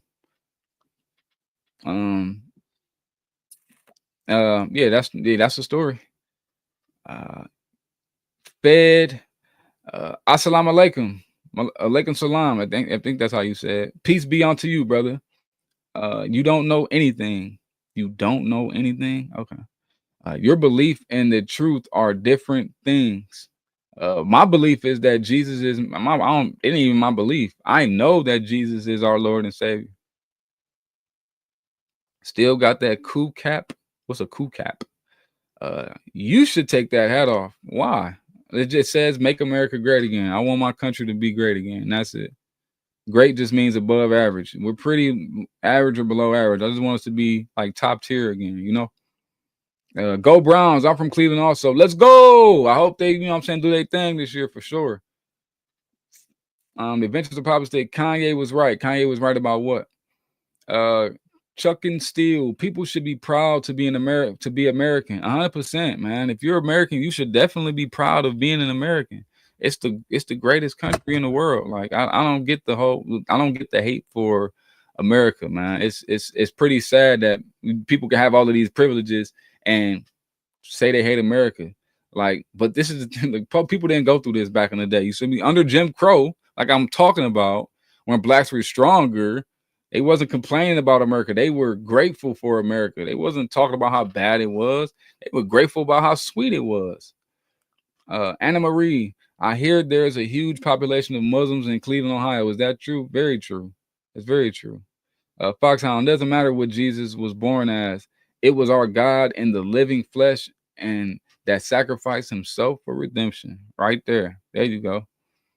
Low Lumbers, the Browns suck. Chill out, boy. We'll be in here working. JDM, yes, sir. Parabolic curvature. Dude said there is no Judeo-Christian God. You heard it here first. He doesn't believe in God. For reference, the Muslim, Christian, and Jewish religions behold the same God with different views. No, yeah, you're right. What we think of when we think of God, the Muslim, the Christian, the person that live with Judaism, yeah, the God is the creator, 100%. But you said there's a Judeo-Christian God. Judaism and our God and Christians' God are only different because we believe that Jesus Christ is God in the flesh. They don't. That's when I said that there is no such thing as a Judeo-Christian God. If Jesus was a Jew, does that mean God is a Jew? No, Jesus is a Jew God put himself in a Jew's body on earth. Put it that way. Hungarian population is huge in Cleveland. Johnny, yes, indeed. Yes, it is. You understood my question. Christ is king. Amen, brother. JDM, 100%. Christ is king, 100%. Chuck and Steele, God and Allah are not the same. No, they aren't. Joshua Capello, keep praying for America in Jesus' name. Amen. Yes, I will. The Talmud doesn't even mention or are about Jesus, pull up the Talmud text and read the passage where it says that. Rochester, you might be right, but according to everything I've read, Jesus is definitely mentioned in the Talmud. I believe the Talmud was made 400 to 600 years after the crucifixion of the Christ. So I think I'm right about that, but I'm not gonna say I'm 100% correct on that. The Jews who are now coming home to Israel were scattered across the world, and naturally they intermarry. That's true. Uncle T, Uncle Tom, me, whatever. Trump cosplay goes crazy, this the Trump cosplay? Dang, that's what I'm looking like. Okay. Oh, with the flag too. Oh yeah, this definitely, you feel me? This hockey a Trump suit. So I definitely look like a Trump supporter, but no, I'm the patriot, man. Part black, 100% American. You hear me? Let's go, Dustin. You know what's going on. Wow, can't believe you just said that. What I say? What I say? The shackles are strong on this brother. Man, I'm free. It's what I'm telling you. I'm free. And guess what? The black Americans under Jim Crow were free also. You feel me? They didn't have to go through this. They didn't have to go through being persecuted for loving their country. They didn't go through persecution for appreciating where they was, and they appreciated the blessings that was in front of them, prioritizing their families, prioritizing the children, focused on building, men working hard, women nurturing, taking care of the babies, taking care of the children, not aborting the children, not sexually assaulting the women. What are we talking about?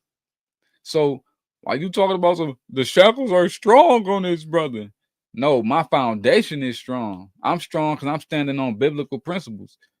You're not. So you don't understand where I'm coming from. Amanda Brown. Johnny Sacco, what about the white race? Why separate? Why do black people always have to talk about being black? Quit already. Yeah, race needs to go away, right? But when I'm speaking about black, I'm talking about the descendants of slaves, because there's a common theme of what happened from the people, because there is a difference. You feel me? Europeans and Africans, they have totally different lifestyles, and it's different DNA based on lifestyle. They live two totally different lives for hundreds of years. Europeans had to strategize. Europeans had to make fires. Europeans had to build shelters. Africans, for the most part, didn't have to do that. Europeans, to eat food, they had to plan out for an entire year. They had to be strategic in what they were doing. They had to be more bursting things. They had to speak differently. You feel? They had to be more direct. With the African man, the lifestyles weren't really like that, because you had to, well, not you, but Europeans had to, and you know, I'm part European, but Europeans had to strategize to eat. The African man, he didn't have to do so much strategy. And I'm not saying he's lazy, but it just wasn't that much hard work. Whenever he got hungry, you know what I'm saying? He found a tree, picked the apple, and ate the apple. You know what I'm saying? He found the animal, he found the goat, killed the goat, ate the goat.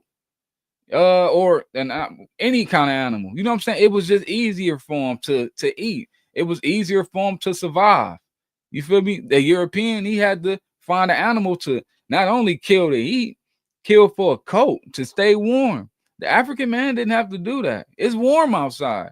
He didn't have to build these crazy structures and these crazy barriers to protect himself from animals like that. It wasn't like that with the African man. So the African man, his DNA is different.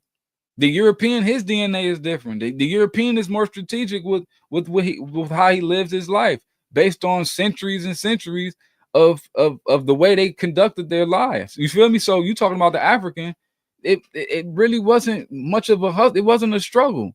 There was abundance everywhere. They was cool. Now until they was getting enslaved by each other, and they had to worry about stuff like that. For the most part, the African didn't have to do so much. So it does make us different, right? It does. Not even saying us, but it does make the two different. Like I'm more African than I'm European for sure. So I would share more of that African DNA, and I would share more of that culture, that at peace culture. And when I'm saying when I mean at peace, is that when the African doesn't have to do so much, he does have he is a little more, you know what I'm saying, at peace. Like as far as like he's not as anxious. He's not as anxious to eat. He's not scared about the future that much. This is why I think color people time is real. Like because it's like when I get to it, when I get to it, I'll figure it out when I get there. I cross that bridge when I get to it. You know what I'm saying? I think that happens within the African DNA. With the European is different. You know what I'm saying? They had to be more strategic. You had to lock in. If you wanted to eat and feed your family, you had to not only build shelter for your grain so you can keep your food safe. You know what I'm saying? You had to do that for your family too. So you had to do that. Not only did you have to build structure to keep the food safe, you had to get people and help and use other people to build more structure. Then you had those people had to have shelter, and then those people had to feed their families. Like I said, it was just a way. There's the difference between the so-called races, but it's not the race. It's the culture of the people. It's not what the color looks like. It's the culture of who they are.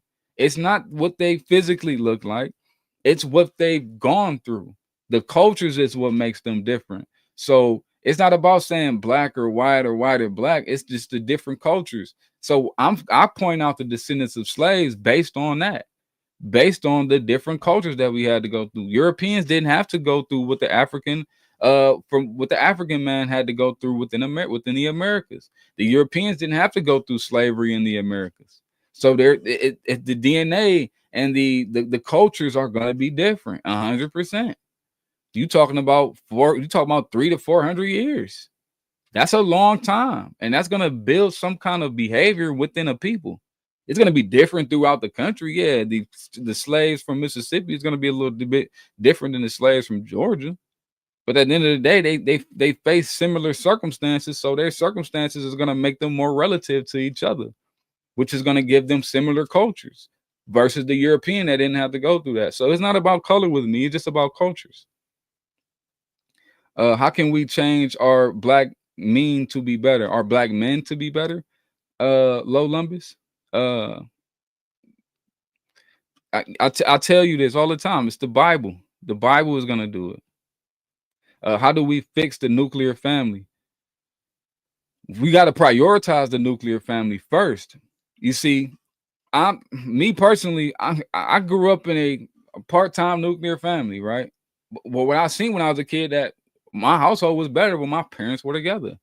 And when we were all in one home and my parents were together, the household was a lot more decent. And I was able to see the difference because when I go to school, I'm seeing a bunch of kids that live in single parent households. And those kids was, I ain't gonna fake, they was a lot more fried. But when my parents split, I became a teenager. My dad, I didn't live with my father up until I turned 16, 17 years old. But by that time I moved with my dad, I was already expelled twice because I was living with my mother, and my mother didn't provide this guidance on how to be a man at the time and in a timely manner for a young man like me growing up in conditions like that, right? So I was able to see the difference between a single parent household. I lived both lifestyles. I lived the single parent household and I lived the nuclear family household. So I knew when I grew up, I'm like, when I get older, I'm gonna marry a woman and have children, and we're gonna stay together by any means. And I live that lifestyle now. I have a nuclear family right now. And I have family members that don't. And our families look, it's black and white. And it's, although of course my family is not perfect at all. There's destruction in, I mean, yeah, I lived a very, you know what I'm saying? Me and my wife, we used to both work. My wife wasn't a stay-at-home wife until my second daughter was born 4 or 5 years ago. And so it made us, you know what I'm saying? It was a struggle within that. But it's not about even having a nuclear family. It's about following the traditional lifestyles of a male and a male and a female, a man and a woman. The man has to fulfill his role and the woman has to fulfill her role. What fixes the nuclear family is appreciating a lifestyle that where the man is being the provider and the protector and the woman is being the nurturer and the teacher of the home, and she's being the leader of the home. Not the leader of the home, but she's being the supervisor of the home, and the man is being the leader of the family. And if we appreciate that, man, we'll be on point. But we have to return to the Father first before we appreciate that, because our values would have to align with the Christian values or the Judaism values or Muslim, because they all do it. We all do the same thing pretty much. Traditionally, it's like that. But we have to value that, though. We have to prioritize. We're only going to prioritize it if we see the value in it. If you don't see the value in a two-parent household, you're not going to do it. You're not going to care about it if you don't see it. And I think you can only see it if you really live it. You know what I'm saying? Most people that live in single-parent households come from single-parent households. Most people. So you'd have to appreciate the two-parent household. And I don't think you can really appreciate the two-parent household unless you were there. So you have to be trained, tutored. You have to be influenced by it and then prioritize it after the influence. But I think the Bible is the fastest way to appreciating the nuclear family, 100%. But the nuclear family will fix a lot of our issues in America, especially the Black Americans, especially the Black Americans. I wonder if they wore Abraham Lincoln merch back in the day. Abraham Lincoln was a Republican, man. You know what I'm saying? He probably would be wearing. He might be wearing a little MAGA hat. You hear me? That hat makes your head and brain look small. I like how you get to decide how Black Americans saw America back in the day. I'm speaking on the actions of the Black Americans, because guess what? The actions of the Black Americans today, it looks like the way they view it. You feel me? You become what you hate. You know what I'm saying? When you hate something or somebody, you become them. But what you hate is how you view them. And then you become that. So a lot of Black Americans, they hate America because they think America is these evil people. What happens when you do that? You kind of become evil. The Black Americans back in the day, the only reason I knew they appreciated America is because they prioritized what they had and they seen the blessings in what they had, and they locked in and built. They locked in and protected. They provided for their communities and their neighborhoods. This is why I knew how they seen America back in the day. So yeah, 100%. I'm not silly either. Lieutenant Aldo Rain, like to subscribe.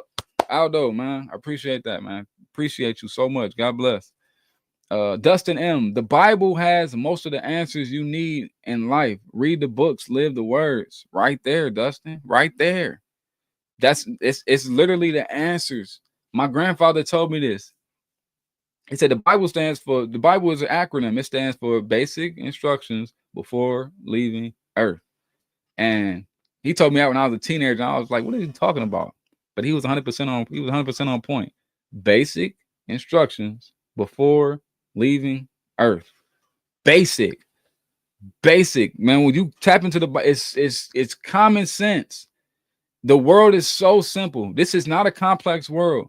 We make it complex. It's not hard to understand. This world is very, very, very simple. God is not a confusing God. He's not complicated at all. There's a bunch of, I look at it like this. There's a bunch of pixels in our eyes, right? If you got 1 million pixels, most people got 1 million pixels up, so it looks complicated. Let's bring these 1,000 pixels down, or 1 million pixels down to 1,000. Break the 1,000 pixels down to 100. Break that 100 down to 10, and look at it as one pixel. Life is one big pixel. It's really simple. It's really simple. We just have to figure out how simple it is, and the Bible will guide you to that. I'm still learning. I'm a new Christian. I ain't been a Christian for 4 years now. I'm still learning, right? I don't know everything, but what I do know is that when I became a Christian, I realized how simple life was, because the gospel the gospel taught me that. The gospel teaches you that 100%. And so once you're saved, you get it, you get it. You understand. Oh, that's what it is, right? It's really that simple, guys. I'm telling you. JDM Tech, we need to prioritize it as we do for the women to be boss babies. Boss babes. We need heavy propaganda to support the comeback to a two-parent household. JDM, right there, man. I think we need influence. I think we need to influence the people to have two-parent households. The propaganda is so strong on this women empowerment thing. Like, it's killing us, man. It really is. Ooh, scroll down, my bad. I'm all the way at the top with this.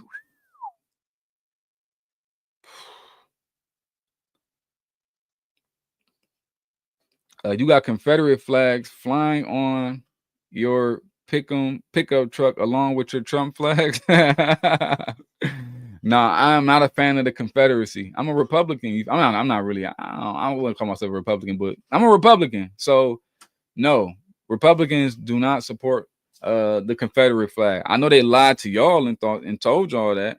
I know y'all think that the conservatives are with the Confederacy, but nah, that's the Democrats, them the liberals. That's them. They did that. We're with the Union. You feel me? The Republicans is the party that is the one that freed the slaves. So that doesn't really make sense. Why would a Republican have a Confederate flag on his car? That's backwards.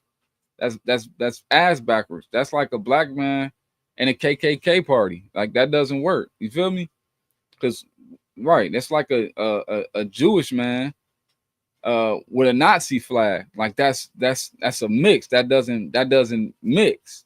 So to say a Trump or a MAGA person has a Confederate flag, that doesn't mix. The Confederacy was the Democrats. The Confederacy was the South that was fighting for slavery. The Confederacy is like the Democrats. We need slaves. Bring the immigrants in. We need slavery. We need more slavery. Cheap labor. That's the Confederacy. Keep the slaves. That's the Confederacy. The Republican Party, Abraham Lincoln, fought to free the slaves. That was the Union. We're with the Union. The Democrats are the Confederacy, not us. So you kind of need to look into that, brother. Now, people are mad at this man, have no kids, and it shows 100%. 100%, Luffy or Luffy. People are upset, and it's like candy to my eyes. Let them keep going. Mazuri, I mean, that's not really saying anything. They mad they can't kill their kids. Luffy, he's cooking 100%. Let's go. Julian, go fly your pride flag. Let him fly the American flag. You hear me? I'm going to fly this thing until I die. You hear me? Because guess what? My ancestors, both of them, not just my black ancestors, my white ancestors, built this country too. And they built Freedom Land. And we're the most free country in the world. And I'm proud of that. You feel me? I'm proud of this. Not pride, I'm proud. I'm proud to be an American. You feel me? I ain't no faking. I ain't faking like a Jamaican. You hear me? I'm just proud of who I am, and I'm proud of where I come from. Where do all these opinions get people in life? Just chill, have fun. No need to label stuff like this. What, that blacks were stronger under Jim Crow? I'm just pointing out a message. I'm just pointing out to you how the black Americans have fallen. And when I say black Americans, I'm talking about the descendants of the slaves, have fallen to a state to where, yes, even if it was terrible under Jim Crow, it is not as bad as it is now. Right. The Confederate were conservatives. Tech support, you're off, brother. You're way off. Mazuri's and y'all here watching him. Appreciate the views. You hear me? Come on, man. They talking out their neck, not saying anything. Tampa Bay, Yavani, just got yourself a new sub and a like, buddy. Appreciate you, Tampa Bay. Love that. You obviously aren't proud joking around like this for money. I'm not getting a dime from this. A dime. I don't get paid from YouTube. I'm not monetized. This is not monetized. This is just me on here yapping my gums. You feel me? This is just on me. This is just me on here teaching. This is just on me. I'm just on here preaching. I'm on here preaching the gospel. I just want to point y'all to the gospel. I want y'all now. The headline is a way to, you know what I'm saying, hit you in the head. Like, what is this dude talking about? How were the blacks stronger under Jim Crow? But they were. We were married. Our children were protected. Our women were more protected. Our women were more modest. Our men were stronger. They were leaders. Our men were builders. They were hard workers. We wasn't killing each other.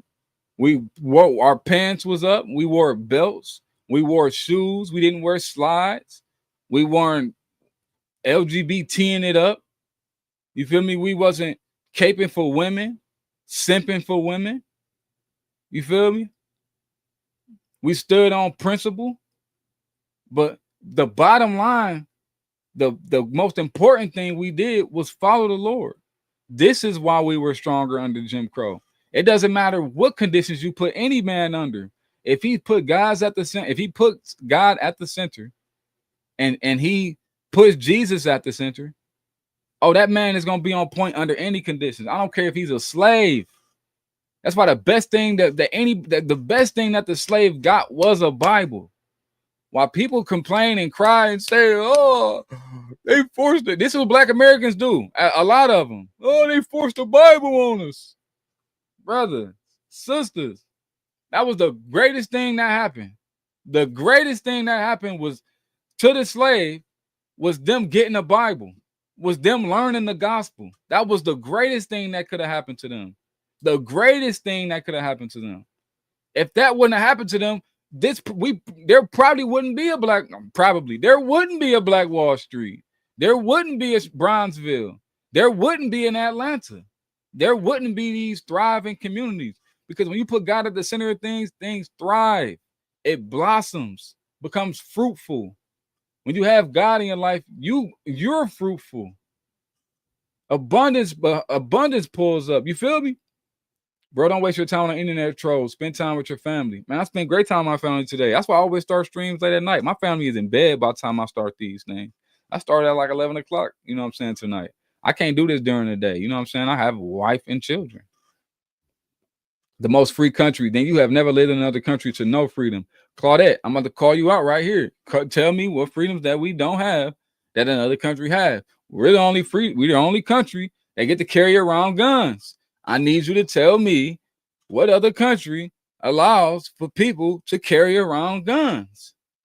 That's not a thing. As privileged as you are, you don't even know this. What other country allows its citizens to just carry around weapons?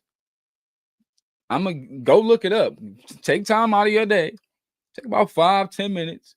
There are countries that let their citizens have guns. 100%. Very few countries allow their citizens to have guns. But only in America can you carry around weapons.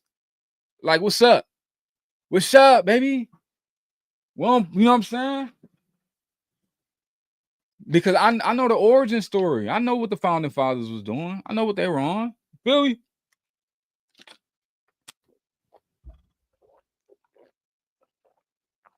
Whoo! I just did a whole 2-hour stream, right?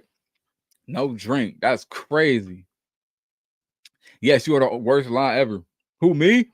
You're not talking to me. Nobody still told me what I lied about yet.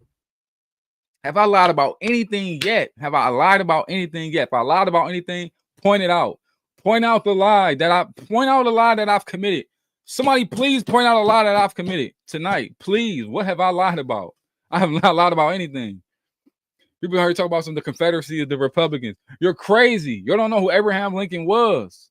You don't know what Abraham Lincoln stood on. You don't know anything if you think that the Republicans would somehow be carrying around a Confederate flag. That doesn't make sense. That's backwards. Black Americans are old justice. J for the check. My mans. Black Americans are old justice. Brother, justice will always be served. We have a God. God is real. So if anybody ever did anything wrong to anybody, God is going to handle them. So while you're sitting here with putting a black fist up here saying Black Americans are owed justice, if anybody's ever owed justice, they're going to get justice because we have a Lord. We have a God. So justice will be served. Can you pin your podcast, Warhouse Pod? Can I pin my podcast? This is my YouTube channel here. Man, look, and I'm new to YouTube. Like, today is my 31st day. Like, This is the first day in the new month. This is the 31st day. This is episode 31. I'm posting every single night. For everybody watching right now, I don't miss nights. I post every single night. I started going live last Saturday, but I'm posting every single night. I'm going live. No, I've been going live for 30 days. I just started going live on YouTube mobile, but I go live every single night and I talk to the people every single night. I'm never going to miss a night. I'm going to be on here every single day, every single night, every single night. Rain, sleet, snow, every single night. I'm going to be on here talking to the people because I care this much. You hear me? I just came in the room, but I bet it's some BS. Shucking and bucking. Cubano, let me get on you, bro. With your bean. No, I ain't gonna get on you. Dustin, bro, you know it's all respect over here, brother. First black millionaires during that time. Base got evolved. You better tell them something. You better tell them something. They think we was just moping around crying like them. You feel me? They think the black Americans back in the day was moping around crying like them. Oh my God, we oppressed. Oh, Massa ain't helping us. He ain't giving us no reparations. Massa don't like me. That's what they do. You feel me? But the black Americans back in the day didn't do that because they was appreciative because their fathers and grandfathers were slaves. Slaves. Imagine your grandfather telling you he was on a plantation. What would that do to you? What would that do? And then you look around and see your circumstances and you see, damn. You mean to tell me they put you in shackles every day? Yes, sir. You mean to tell me you had to eat at certain times? Yes, sir. You couldn't eat when you wanted to? No, sir. Dang. You couldn't marry you couldn't, ain't no dating? No, none of that. Then you had to go outside and work every day. You couldn't get none of that. Imagine that. Imagine somebody going. They had your whole will in their hands. They made you do everything. Your grandfather telling you that he did not have power or control of his own actions for most of his life. You feel me? And then you telling me that you thought those people were moping and crying like y'all? No way. They couldn't have put they couldn't. No way you can't. You can't. But this is what y'all do. And then y'all like to bring up slavery all of the time. Like slavery is hindering what you got going on right now. Look around you, smell the flowers. You're blessed. You are extremely blessed. Stop crying. Stop being a punk. Man up. Pull your pants up and lock in. The clowns are really out here clowning today. I see. I will agree that we are actually stronger, separated. Facts. However, stop the dumb ish and take that ish off your head. Come on, man. Come on. If I'm spitting the facts, I'm just showing you that whatever you think of MAGA, you're wrong. I live in Cleveland, Ohio, right? I live around millions of people. There's not a lot of MAGA hats. Not a lot. I probably ran into 10 to 15 people with MAGA hats on. And I'm going to tell you about those 10 to 15 people. They were always good people. I always stopped to talk to them. And they were always good men that came from good families. Because I ain't saying I know them in death, but I know them from communicating with them. And I'm telling you, whatever you think of MAGA people, brother, you're wrong. Because people that want to make America great again are the people that understand how great America is and how great America can be, because we are the freedom land. These are the people with the entrepreneurial spirit, the people that know if I pull myself up by my own bootstraps, then I'm going to be all right. I'm going to be good, and I can take my family anywhere I want to go. The sky is the limit. You feel me? This is the MAGA people, right? These are the real Christians. These are the real God lovers. These are the real patriots, the mature people. So whatever you think of MAGA, I know you think it's a Trump cult, but it isn't. It's not at all. I used to think the same thing. I did too. I honestly did.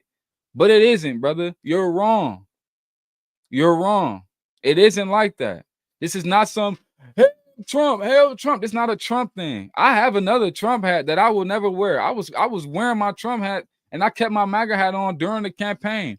I wore my hat every day because I wanted to show people that it doesn't matter if you're black. You don't have to be a Democrat like everybody that lives around me. I'm from Cleveland. You feel me? That's what the black Americans around me think. They think if I'm black, I got to do it this way.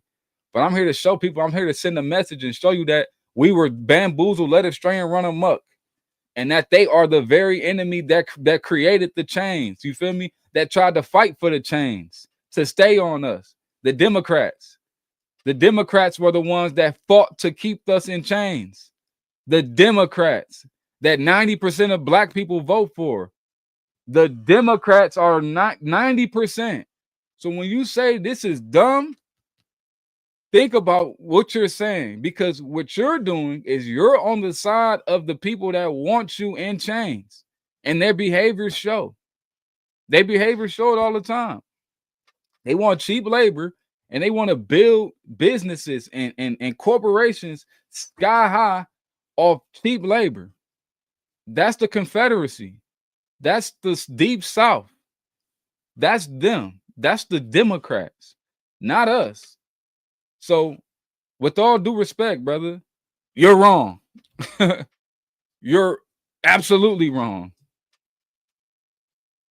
Not all true. Higher crime rate, poverty rates higher, but you know that what? Not true at all. I don't even know what you're talking about. Let me scroll to the bottom. Oh my goodness, that's a lot of comments. It's not Republican or Democrat. Yes, it is. Something just hit me. Are you a bunny hopper? Nope. I'm a married man, a happily married man. And I do not commit adultery. Lame. You're a smart thinking man. God bless you. John D, appreciate that, brother. Who flies Confederate flags today in modern times? Hardly anybody. But those same people that do fly the Confederate flags are the same people that follow the Democratic values. They like to say, oh, there was this party switch. Oh, the Republicans and the Democrats, they switched. They said, hey, can we have your side and can you have our side? Like goofy, just goofiness. Wow. The parties are designed to divide. That's a great opinion, and you might be on something with that. Lufi, that's a free man, a very free man, very free. Appreciate that.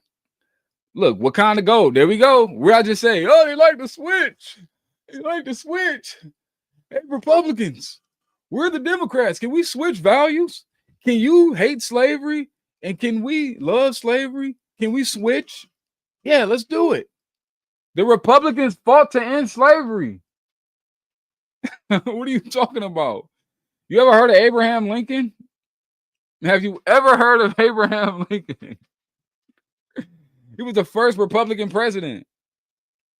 It started the Republican Party around his time. He was the first president that was a Republican. And he fought to end slavery. We still hold the same values today. Freedom values. Freedom values. The Republican Party did not exist in 1776 when they started the country. When they created the United States of America, our founding fathers, there were no Republicans. It didn't exist. The Republicans existed, and then all of a sudden, they created a movement and a union to end slavery in America. We're not the enemies. Lames. Pay attention, pick up a book and read. Read the Constitution first, and then come back to me. Goofball. Take the hat off, please. You're ignorant. MLK would be so disappointed if he was here today. MLK was a Republican. MLK, could he have been a Republican? Maybe. But MLK was, man, we're talking about, unfortunately, we're talking about blacks being stronger under Jim Crow. Blacks were stronger because they were independent. Blacks were stronger because they had their own. What MLK fought for was for integration. And I'm not saying he was wrong, and I'm not saying we shouldn't have integrated. But what I'm saying is we shouldn't have forced the integration. We shouldn't have forced it. And because of MLK's actions and approaches, we lost more due to him than we gained. Unfortunately. Was his intentions good? I think so. But MLK is the same person that didn't believe that the Bible was real. MLK did not believe Jesus was a real person. MLK said in his own letter, he wrote a letter in Stanford University that said that it's biologically impossible for Jesus to have been born through a virgin. This is Martin Luther King Jr.'s words. Reverend Dr. Martin Luther King said that the Bible was just fairy tale. He said it was just a fairy tale. You can look it up. Stanford, I believe 1948 or 1949 or 1958 or 1959. One of those. Look up his Stanford writing, him saying that the Bible was a fairy tale, and he never went back on what he said. And this same person did not preach the gospel. He didn't. He didn't say you get your freedom through your faith in Jesus Christ. He didn't say that. He never confessed that Jesus was his Lord and Savior. He didn't. So what did he do? He pushed out a different message. And he said we get our freedom when we got what the white man got. That's not biblical. You don't tell people that they're not free until they get something of this world. You're free when you connect with the Father. MLK, although he could have been a Republican, he was not a Christian at all. Unfortunately. But I'm gonna get into MLK another day. Scummy.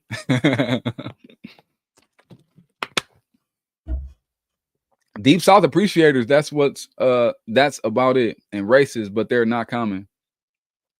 Free Palestine. Free Palestine. Let's go. Where's your family from? My family is from the Carolinas and Mississippi. My mother's family is from the South Carolinas, and my father's family is from the North Carolinas, and my mother's family is from Mississippi, Alabama also. My father's family is from North Carolina, South Carolina. I think that's how I go. But yeah, Carolina is mainly. Let's go. NGA. Oh, N-word, quit buck dancing. Dang. Where you from, my guy? A Hispanic guy calling me N-word is man. That hurts, man. That really does. I didn't think you calling me a N-word. Bro, shut up. When you choose a side, you lose power. I'm not choosing a side, I'm choosing God. I'm choosing the Lord. You feel me? I'm trying to get honestly, one of my biggest motives is to get Americans off this Democratic plantation. It's sick. All Americans, not just Black Americans, all Americans. The Democratic Party has to end. It has to go. It serves no one. Nothing. It doesn't. It hurts us more than it helps us. It divides us more than it connects us together.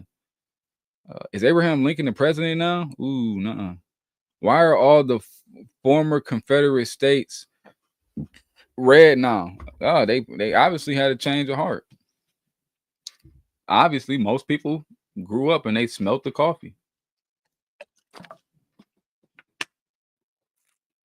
The parties got switched. The Democrats of today was the Republicans of yesterday. That's 100% false. That's not true at all. Houston, Texas. Lincoln did not fight to end slavery, dude. Man, yo. Look it up, brother. I ain't about to sit in here and go through a whole dialogue on Lincoln. You know what? Thank you for that, Houston, Texas. That's what I'm doing tomorrow. I choose my topics every single day. I chose this topic an hour before I jumped on here. You feel me? I don't really got time. It's really hard for me to be strategic during the day. I got you. Tomorrow, I'm going to do a whole show on how the Republican Party started and how Lincoln actually did. Man, oh no, I don't have to. I'm not gonna do that. There's enough evidence out there to show you. You know what? I don't know. I kind of want to do that story. Should I have to do that? Should I do this story? Should I really expose this? Do people not know this? I thought people were familiar with this. How many of you guys didn't know that Lincoln was the president when and he was the first Republican president and they fought to end slavery? That's common. That's common, right? I thought everybody knew that. Alex Guerrero, you're right. Wakanda Gold, nah, bro, do it. Alex Guerrero, you're right. Right, people need education. Right, what the heck? I thought everybody knew that. Y'all are so slow. Y'all can't even tell where I stand. If you think Lincoln says the Civil War wasn't over slavery, you're wrong. You probably picked that BS from a quote taken out of context. Man, I'm the Emancipation Proclamation. Like, am I tripping? What the heck? Ignorance and no man, people. Ignorance and no man allow people don't want to study. I don't know what it is. You said present the evidence, but the evidence is clear. The evidence is very clear. Look it up. That's common. Like go forget looking it up. Go read a book. Left wing, right wing, same stuff. It isn't, man. It really isn't, brother. I'm telling you, it's not the same. It's not the same. It's not the same. It's two different values. You know what I'm saying? It's two different mindsets. The B, bro, you're so lost, just dazed and confused. Literally, what are you even trying to point out? You just admitted your origins are from Confederate states, originally Democrats. What? That's what you got from that? That's what you got from that? Did I read that right? What are you even trying to point out? You just admitted your origins are from Confederate states, originally Democrats. Huh? What is that? What does that mean? Yes, my family is very democratic. Yes, I have a democratic family. 99% of my family members are Democrats. 99. 1% of my family, my mother's family and my father's family, are Democrats. Heavy Democrats. My wife's family, 99% Democrats. Yes, I'm a Black American from the inner city that grew up in the working class. 90% of us are Democrats. What sense did that make? Of course, yes. Everybody's around me is a Democrat. I live amongst Democrats. I don't live around Republicans. I live in Cleveland, Ohio. Sad to see such ignorance. Yes, it is. Julian, read a book by Jeffrey Sachs.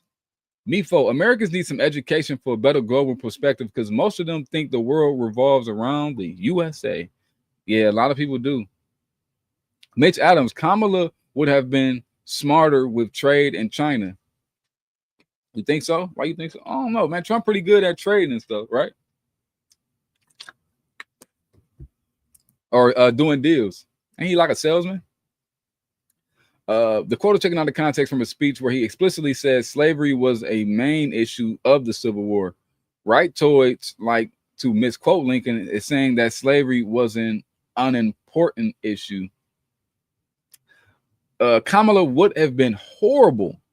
Indigenous Feminine, don't even give this man any more clout. Let his Republican fan base keep him afloat. I do not have I'm not on here talking politics. So if anybody's a Republican and they're a part of this fan base, it's not because I speak about Republican things. I don't. I never even said I was a part of any party. I never claimed to be in a party. Now my MAGA hat just means I want to make America great again. It's not because I'm a Republican.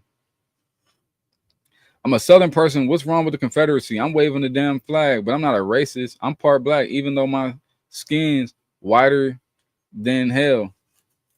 What's wrong with the Confederacy? It's not that you're wrong. It's just you're morally off because you guys wanted cheap. Y'all wanted cheap labor, and you guys didn't want to lose the lifestyle y'all had. Y'all built a lifestyle on the backs of people. You feel me? It was against their will. And y'all had, y'all had what y'all had. Y'all didn't want to lose it. I get it.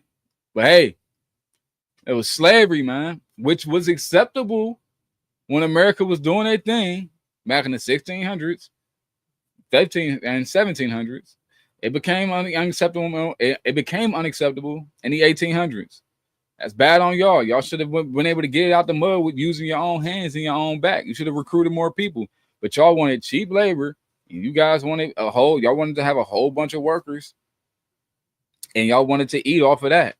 And they put y'all in a bad spot. But yeah, that's what made y'all wrong. Millions of people didn't get together in a year's time and swap parties. Like, did that make sense? How could they swap out? Parties have ideas. They stand on certain principles. Conservative Republicans are conservative people, country lovers, people that love themselves, people that love the country and see the blessings in the country. Liberals, Democrats, they want change. They point out and focus on what's wrong with the country. How can a party switch from that? Yeah, people like him always exist and love to find out what boots taste like. Yeah, the entire GOP kicked Theodore Roosevelt out, which forced him to become a third-party candidate. Anybody would have been better on trade in China. USA, USA, the real deal, the real Mr. Neil. I subbed. I think what you're saying is important for people to hear. I nod for 6 to 7 other creators and know that I'm doing how to appeal to the algorithm. Let me help you out, bro. Oh man, you mod for 6 to 7 other creators, and I know. Oh man, that's what's up. Let me screenshot you. I'm gonna screenshot your name. Although I don't know how to reach out to you, what I'll do is can I make a comment on here? Can I put my own comment? Start a poll. I can't put my own comment. I can't put my own comment. That's how I keep lame. A comment on one of my things. I want to send you. I'm gonna find you. I already got your stuff on here. So what I'll do is I'll reach out to you and shoot you my email. Yeah, fool, you're rambling. Can't even remember what you said. Ouch. Jim Crow refers to segregation laws in the United States, mostly between 1960 and 1980. 1940s through 1960s. I'm gonna say 1960, 1980. Whoa, I don't know about that. I will say, for continuity purposes, I do recall you saying that you are a Republican. I'm definitely lean more on the Republican side, and I definitely would call myself a Republican. But I don't know what makes you a Republican. It ain't like I signed up and went to the Republican building in my city and said, "Hey, I want to sign up and be a Republican." So I can't. I don't. What does that even? I don't. I've just gotten the politics. You feel? My first time voting was in 2024. So to say I'm a Republican, what does that even mean? You know, I don't know the. I haven't seen the outline of what makes you a Republican. I haven't seen like what's the purpose or any of that. I know the mindsets of them. I can have a great idea of how they think, but that's just me speculating. Yeah, you the 1%, brother. Hey, I like that. I likes that I'm the 1%. I appreciate that 100%. Man, Frederick Douglass was a Republican, and so was King. And Douglass said black people should stick to it. Nothing wrong with it, but Trump supporters are extreme. Man, Issa Musu 7. Sorry if I butchered your name right. No, bro, this is not the extreme people. It's not, brother. It's not. We're not extreme at all. MAGA, or you say Trump supporters. I don't know about Trump supporters. You might be. I'm talking about MAGA. If you support Trump, cool. If you're wearing a MAGA hat because of Trump, cool. I ain't talking about those people. It's a difference between a Trump supporter and MAGA. Now, a lot of MAGA people are Trump supporters. We're going to support Trump because, he coined the phrase, but his agenda is an American first agenda. What MAGA is the American first people that know that we need to prioritize ourselves so we can save ourselves and help ourselves, because we notice that we do have a lot of issues because we turned away from our traditional ways. And we know if we return back to our traditional ways, we will gain our freedoms back. We will gain our country back because our people will start to understand and realize the freedoms and blessings that's right in front of us instead of looking at what's wrong. Now, what's wrong is that we're getting away from our traditional ways and we need to return back to our traditional ways. But it's hard to when you have a presidential candidate that was selected that people didn't want, saying we're not going back. We're not going back. We're not going back. Why the heck would we want to go back? It was sweet back in the day. This country was on point. But we're not going back. It's crazy work.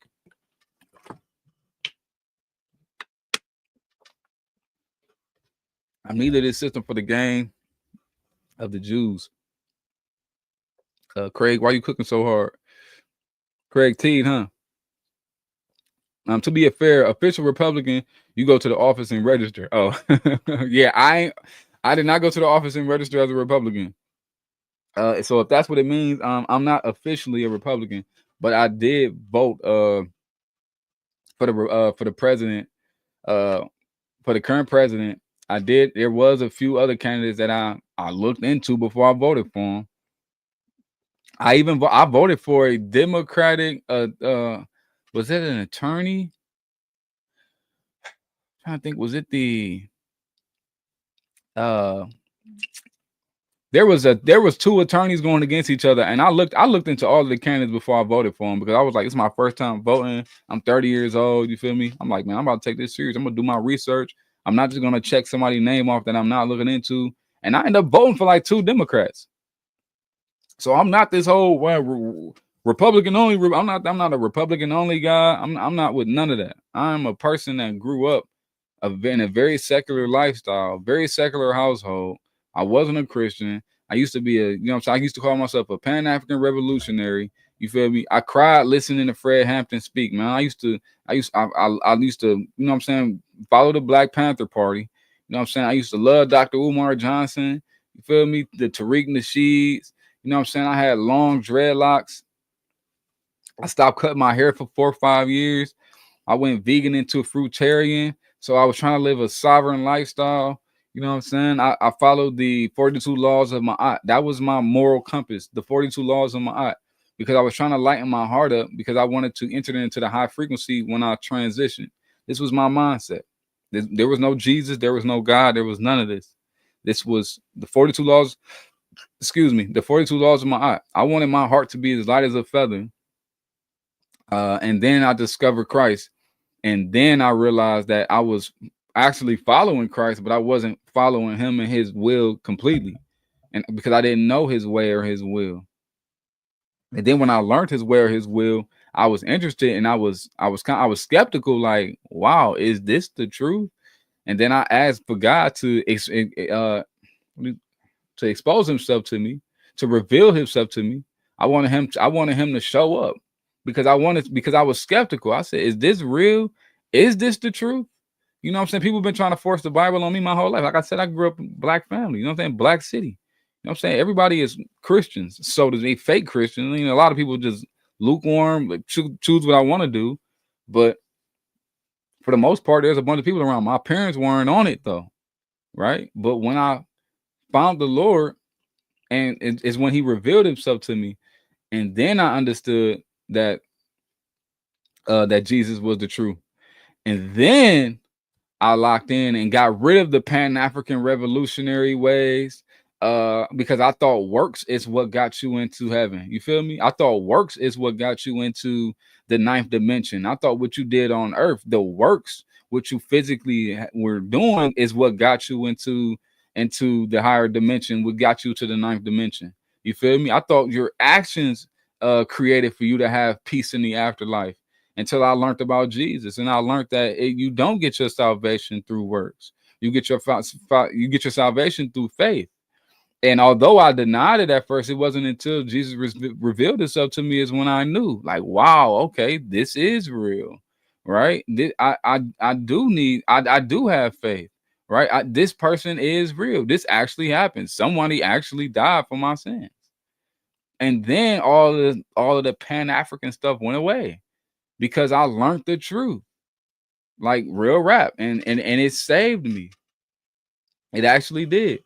So yeah, man, that's a little bit of my testimony, but that's a big reason why I'm standing here today. Because what I used to do, you feel me? What I used to do, I used to be on TikTok telling y'all that the white man was the devil.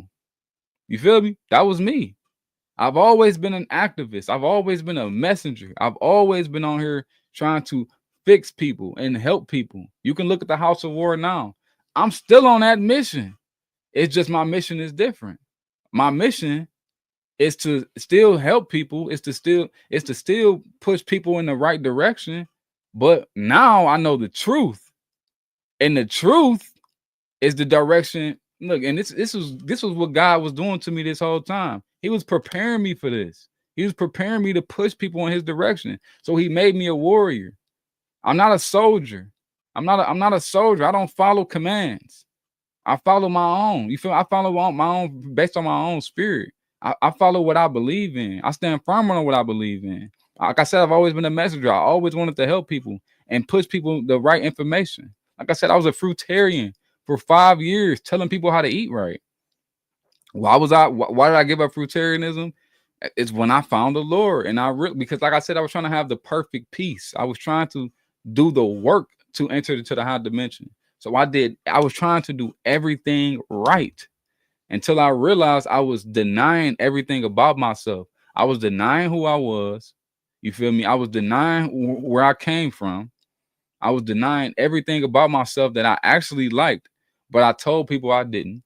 I lied to myself that entire time. I was pushing for peace and I was pushing for this great nature for myself. I was lying to myself. And I was denying everything that I was attracted to until I found the Lord, and I learned to embrace everything about myself.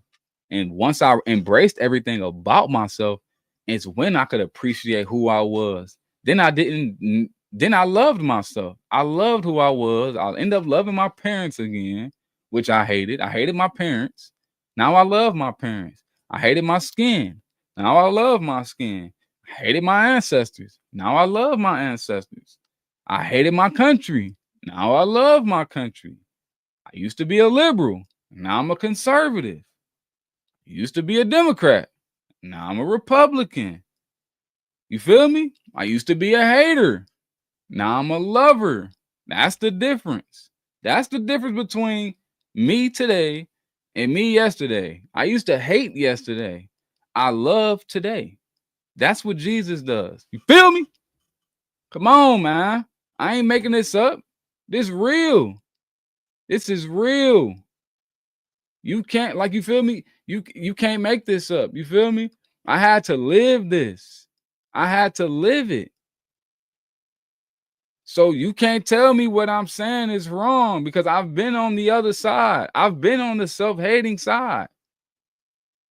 And I learned the truth, and now I love. You can't tell me God isn't real. You feel me? Because when I discovered the Lord, my house became a home. I told my wife, hey, it's over with. You got to come home and stay home and take care of these babies. 100 bands a year me and my wife was making. We was up straight. I said, no, we cannot live like this. We cannot live like this. I'm not living like this. I'm not. And then I locked in and I followed my heart, but my heart was deceiving me. So I started following God and I started following the Lord, and he led me in the right direction, and I'm saved, and I'm in better peace. I can't say perfect peace. I'm in a way better position spiritually. So that light heart I was chasing, man, I ain't gonna fake. I actually got that. You hear me? I used to have a heavy, hot heart, man. Hella anxiety. My heart was hot all of the time. Then I found the Lord, man. I'm just, you know what I'm saying? I'm chilling. Feel me? You can slap me in the face right now. Bro, back in the day, I've been broke your neck. You feel me? I was on trash. But guess what? You slap me today. Here you go. Slap me right here now, man. You can take my tie, choke me up. You can grab my neck, take my hat. I'm going to smile and walk away. Because you're not going to get at my heart. My heart is sacred. And I know what Jesus says. If they slap you on the cheek, just give them the other cheek. You feel me? When you can stand on that, then you all right with me. You family. You feel me? Yep.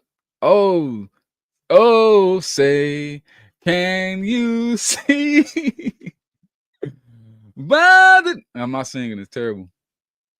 by the dawn's early light. We're so gathered we had. I used to what? I was kneeling when Kaepernick was kneeling. I used to come on, bro. When they did the Star Spangled Banner, who was standing up? I was shit. I ain't standing up for nobody. Take my hat off. You crazy. I ain't taking my hat off for this country and they enslave my people. Is you dumb? That was me 4 years ago. I'm like, nigga, I'm sitting there, everybody standing. Who's standing? You crazy. That was me. You see me now, it's over with. It's just like this. You feel me? You better chill out. Hey, you better chill.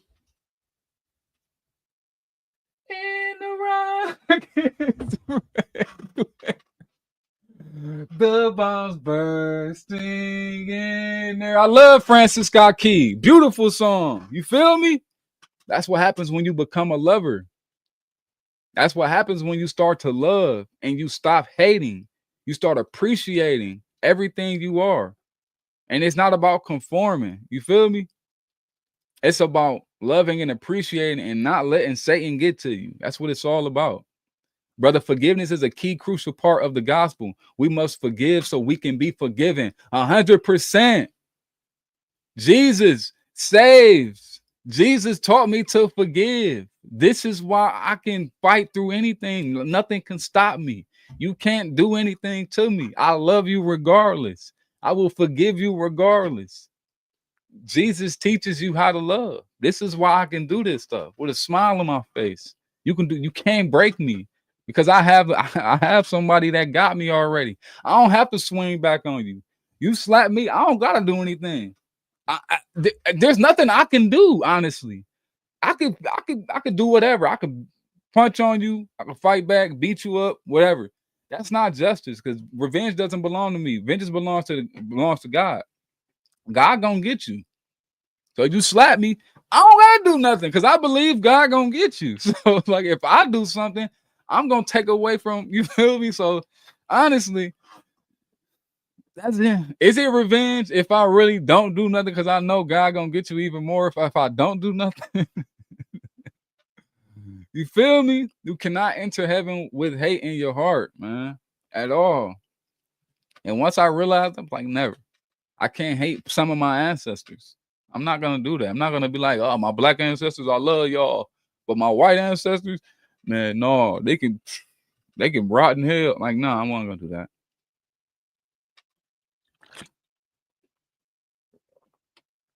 Whoo! Matthew 5:16. I hope you have family who loves you and get you some direction. I do have family that love me and get me some direction. I got 900 subscribers, right? This is in 30 days, right? I appreciate every single person that subscribes to the House of War because all I want to do is have a community of God-fearing, God-loving people that love the Lord, people that follow goodwill, people that love themselves, people that appreciate themselves and can see the blessings in their life.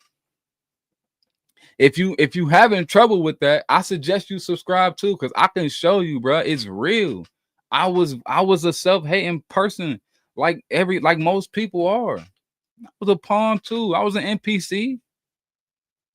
You feel me? It started with the chakras. Have me in chains. Nah, you can't put a Christian in chains. You can't enslave a Christian. You can't oppress us. You feel me? I could never be oppressed.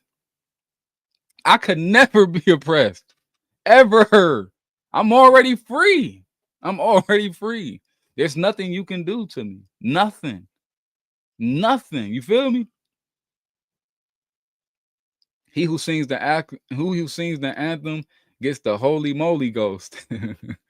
Forgive your dad. 100%. Be right back. Gotta check underneath my bed for yeah. Check that, brother. God or karma, whatever. White Jesus, the Roman thought you called God. Father, Son, Holy Ghost, they're the guys we love the most. Yes, indeed. Look, man, praying for all of y'all. I'm hopping off of here, man. This was a good stream, a great night. Man, I just want to let y'all know with my faith and with this peace and how I can forgive, open my eyes to see how great the Black Americans were when they were under Jim Crow laws. And they were only stronger because they had faith in God. They had faith that Jesus died for their sins. So they were able to thrive even after a bombing of Greenwood, even after they tore down Tulsa, Oklahoma in 1921. They still rebuilt and thrived again because they stood on godly principles 100%. I just wish that, you know what I'm saying, we could return back to that and make America great again. I love y'all. I'm about to hop off of here. Let's have a great night, everybody. I appreciate y'all. Love y'all. Peace. Hey, Rebel God, man, thanks, man. I always look. I'm never paying attention to this screen. This place, man, they be over here going crazy. But man, there's only one race. That's the human race, 100%. Maybe desegregation did destroy Black America, but maybe there shouldn't be a Black America, just America. Love that, Thomas. Love that. No one had a different color until after the Tower of Babel was destroyed. Oh, I like that. Color and maybe different languages came as a result of God's curse against Nimrod and his followers. Oh, you on to something right there, Thomas. Brother, for the end of the stream, so for the end of the stream, if you can hit everybody with the prayer. Why didn't I do the prayer on the mobile, man? I'm doing it here. I'm not gonna hop off of here. I support the Confederate flag and I support Donald Trump, but I also have my own belief on the Confederate flag. I love to hear that, man. I want to see like what's the mindset behind the following of the American flag or the Confederate flag. What is the motive and why? Because I don't know. I honestly don't know. I don't understand the support of the Confederate flag. But hey, man, I just gotta look into it more. I gotta talk to some more people and read some more books. But I'm gonna pray. Dear Heavenly Father, thank you again for another stream where I can talk to a bunch of loving people, people that's seeking either wisdom, entertainment, people just scrolling through their phones. I'm just grateful that I was able to speak to these people through you, Lord. And I just hope and pray you keep them safe and you show them the lessons of life that'll lead them to you, Lord. I pray for the sick, our leaders, my family, friends, and I pray for myself. And I pray for my guy Joel. I'm praying for my brother Alvin. Praying for my grandmother Melva. She just touched down in Miami. She's out of town. She's about to head to Mexico. I'm praying for her and for her to have a safe travel. I'm praying for my wife and my children, and I just know that you're gonna keep us all safe, and you're gonna keep pushing those life lessons to get us closer to you, Lord. Please, please, please, please keep your hand on us and keep us well. In Jesus' name, I pray. Amen. Let's go. Let's go. Desegregation destroyed Black America. Man, ain't that something? But there isn't any Black America anymore. There is only America.